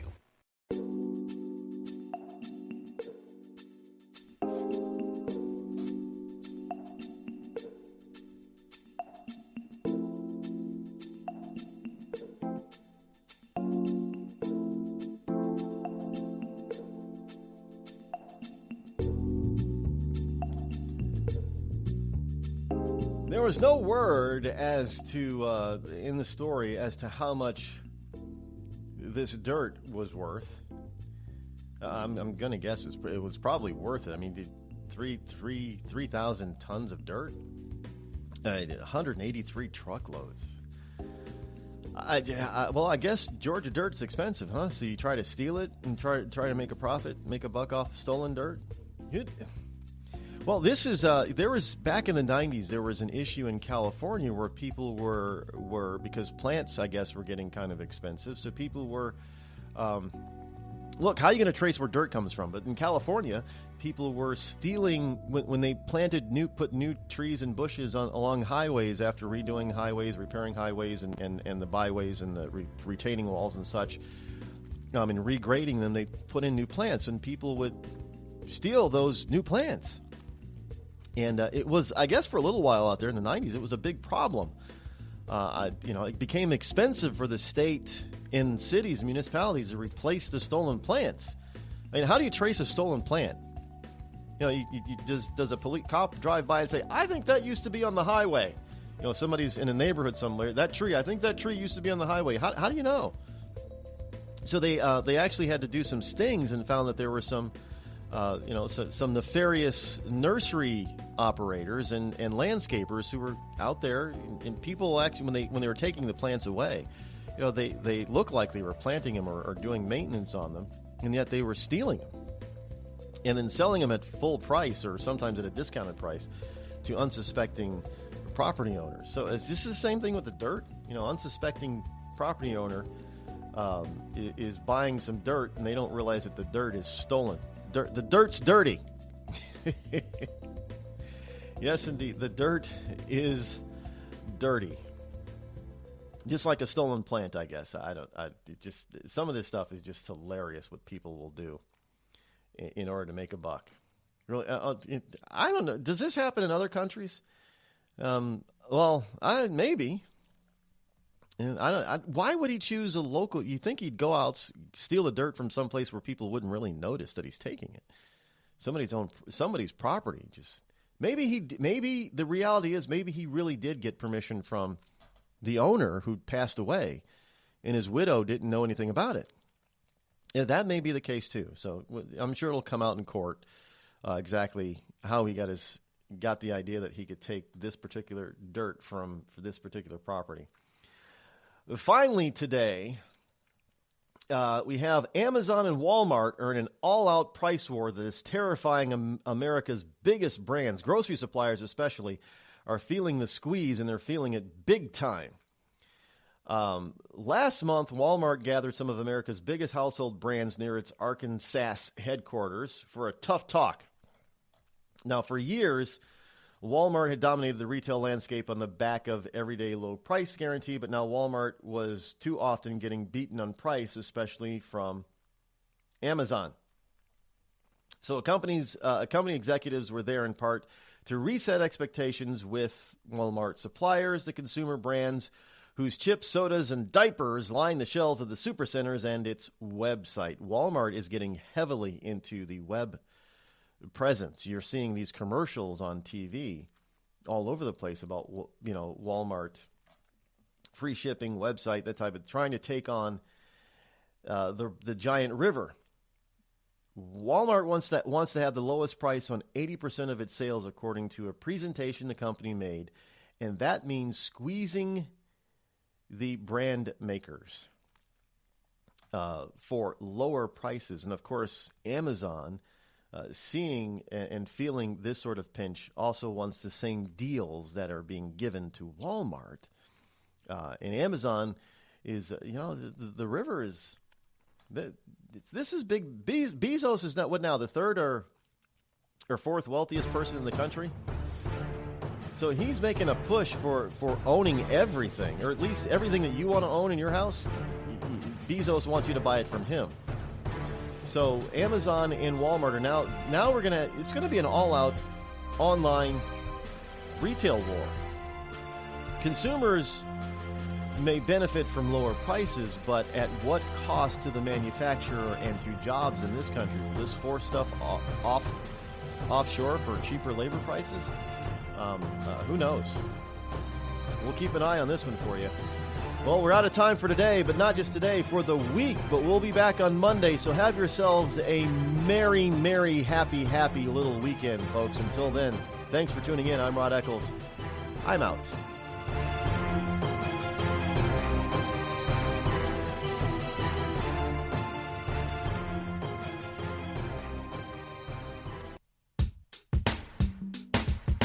Damn, it feels good to be a Clinton. Damn, it feels good to be a Clinton. A shameless politician always plays her cards right. Got a crew for the fight on the airwaves.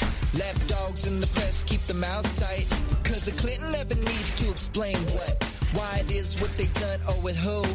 A real Clinton knows that they're entitled, and you don't get to know what they do. What difference does it make? For a Clinton, what's loaded in some fat Apple file? A Clinton plays the victim for promotion. A Clinton kills it off with a smile. Damn, it feels good to be a Clinton. A server full of secrets ain't no thing. Damn, it feels good to be a Clinton. Nothing ever hits with the sting.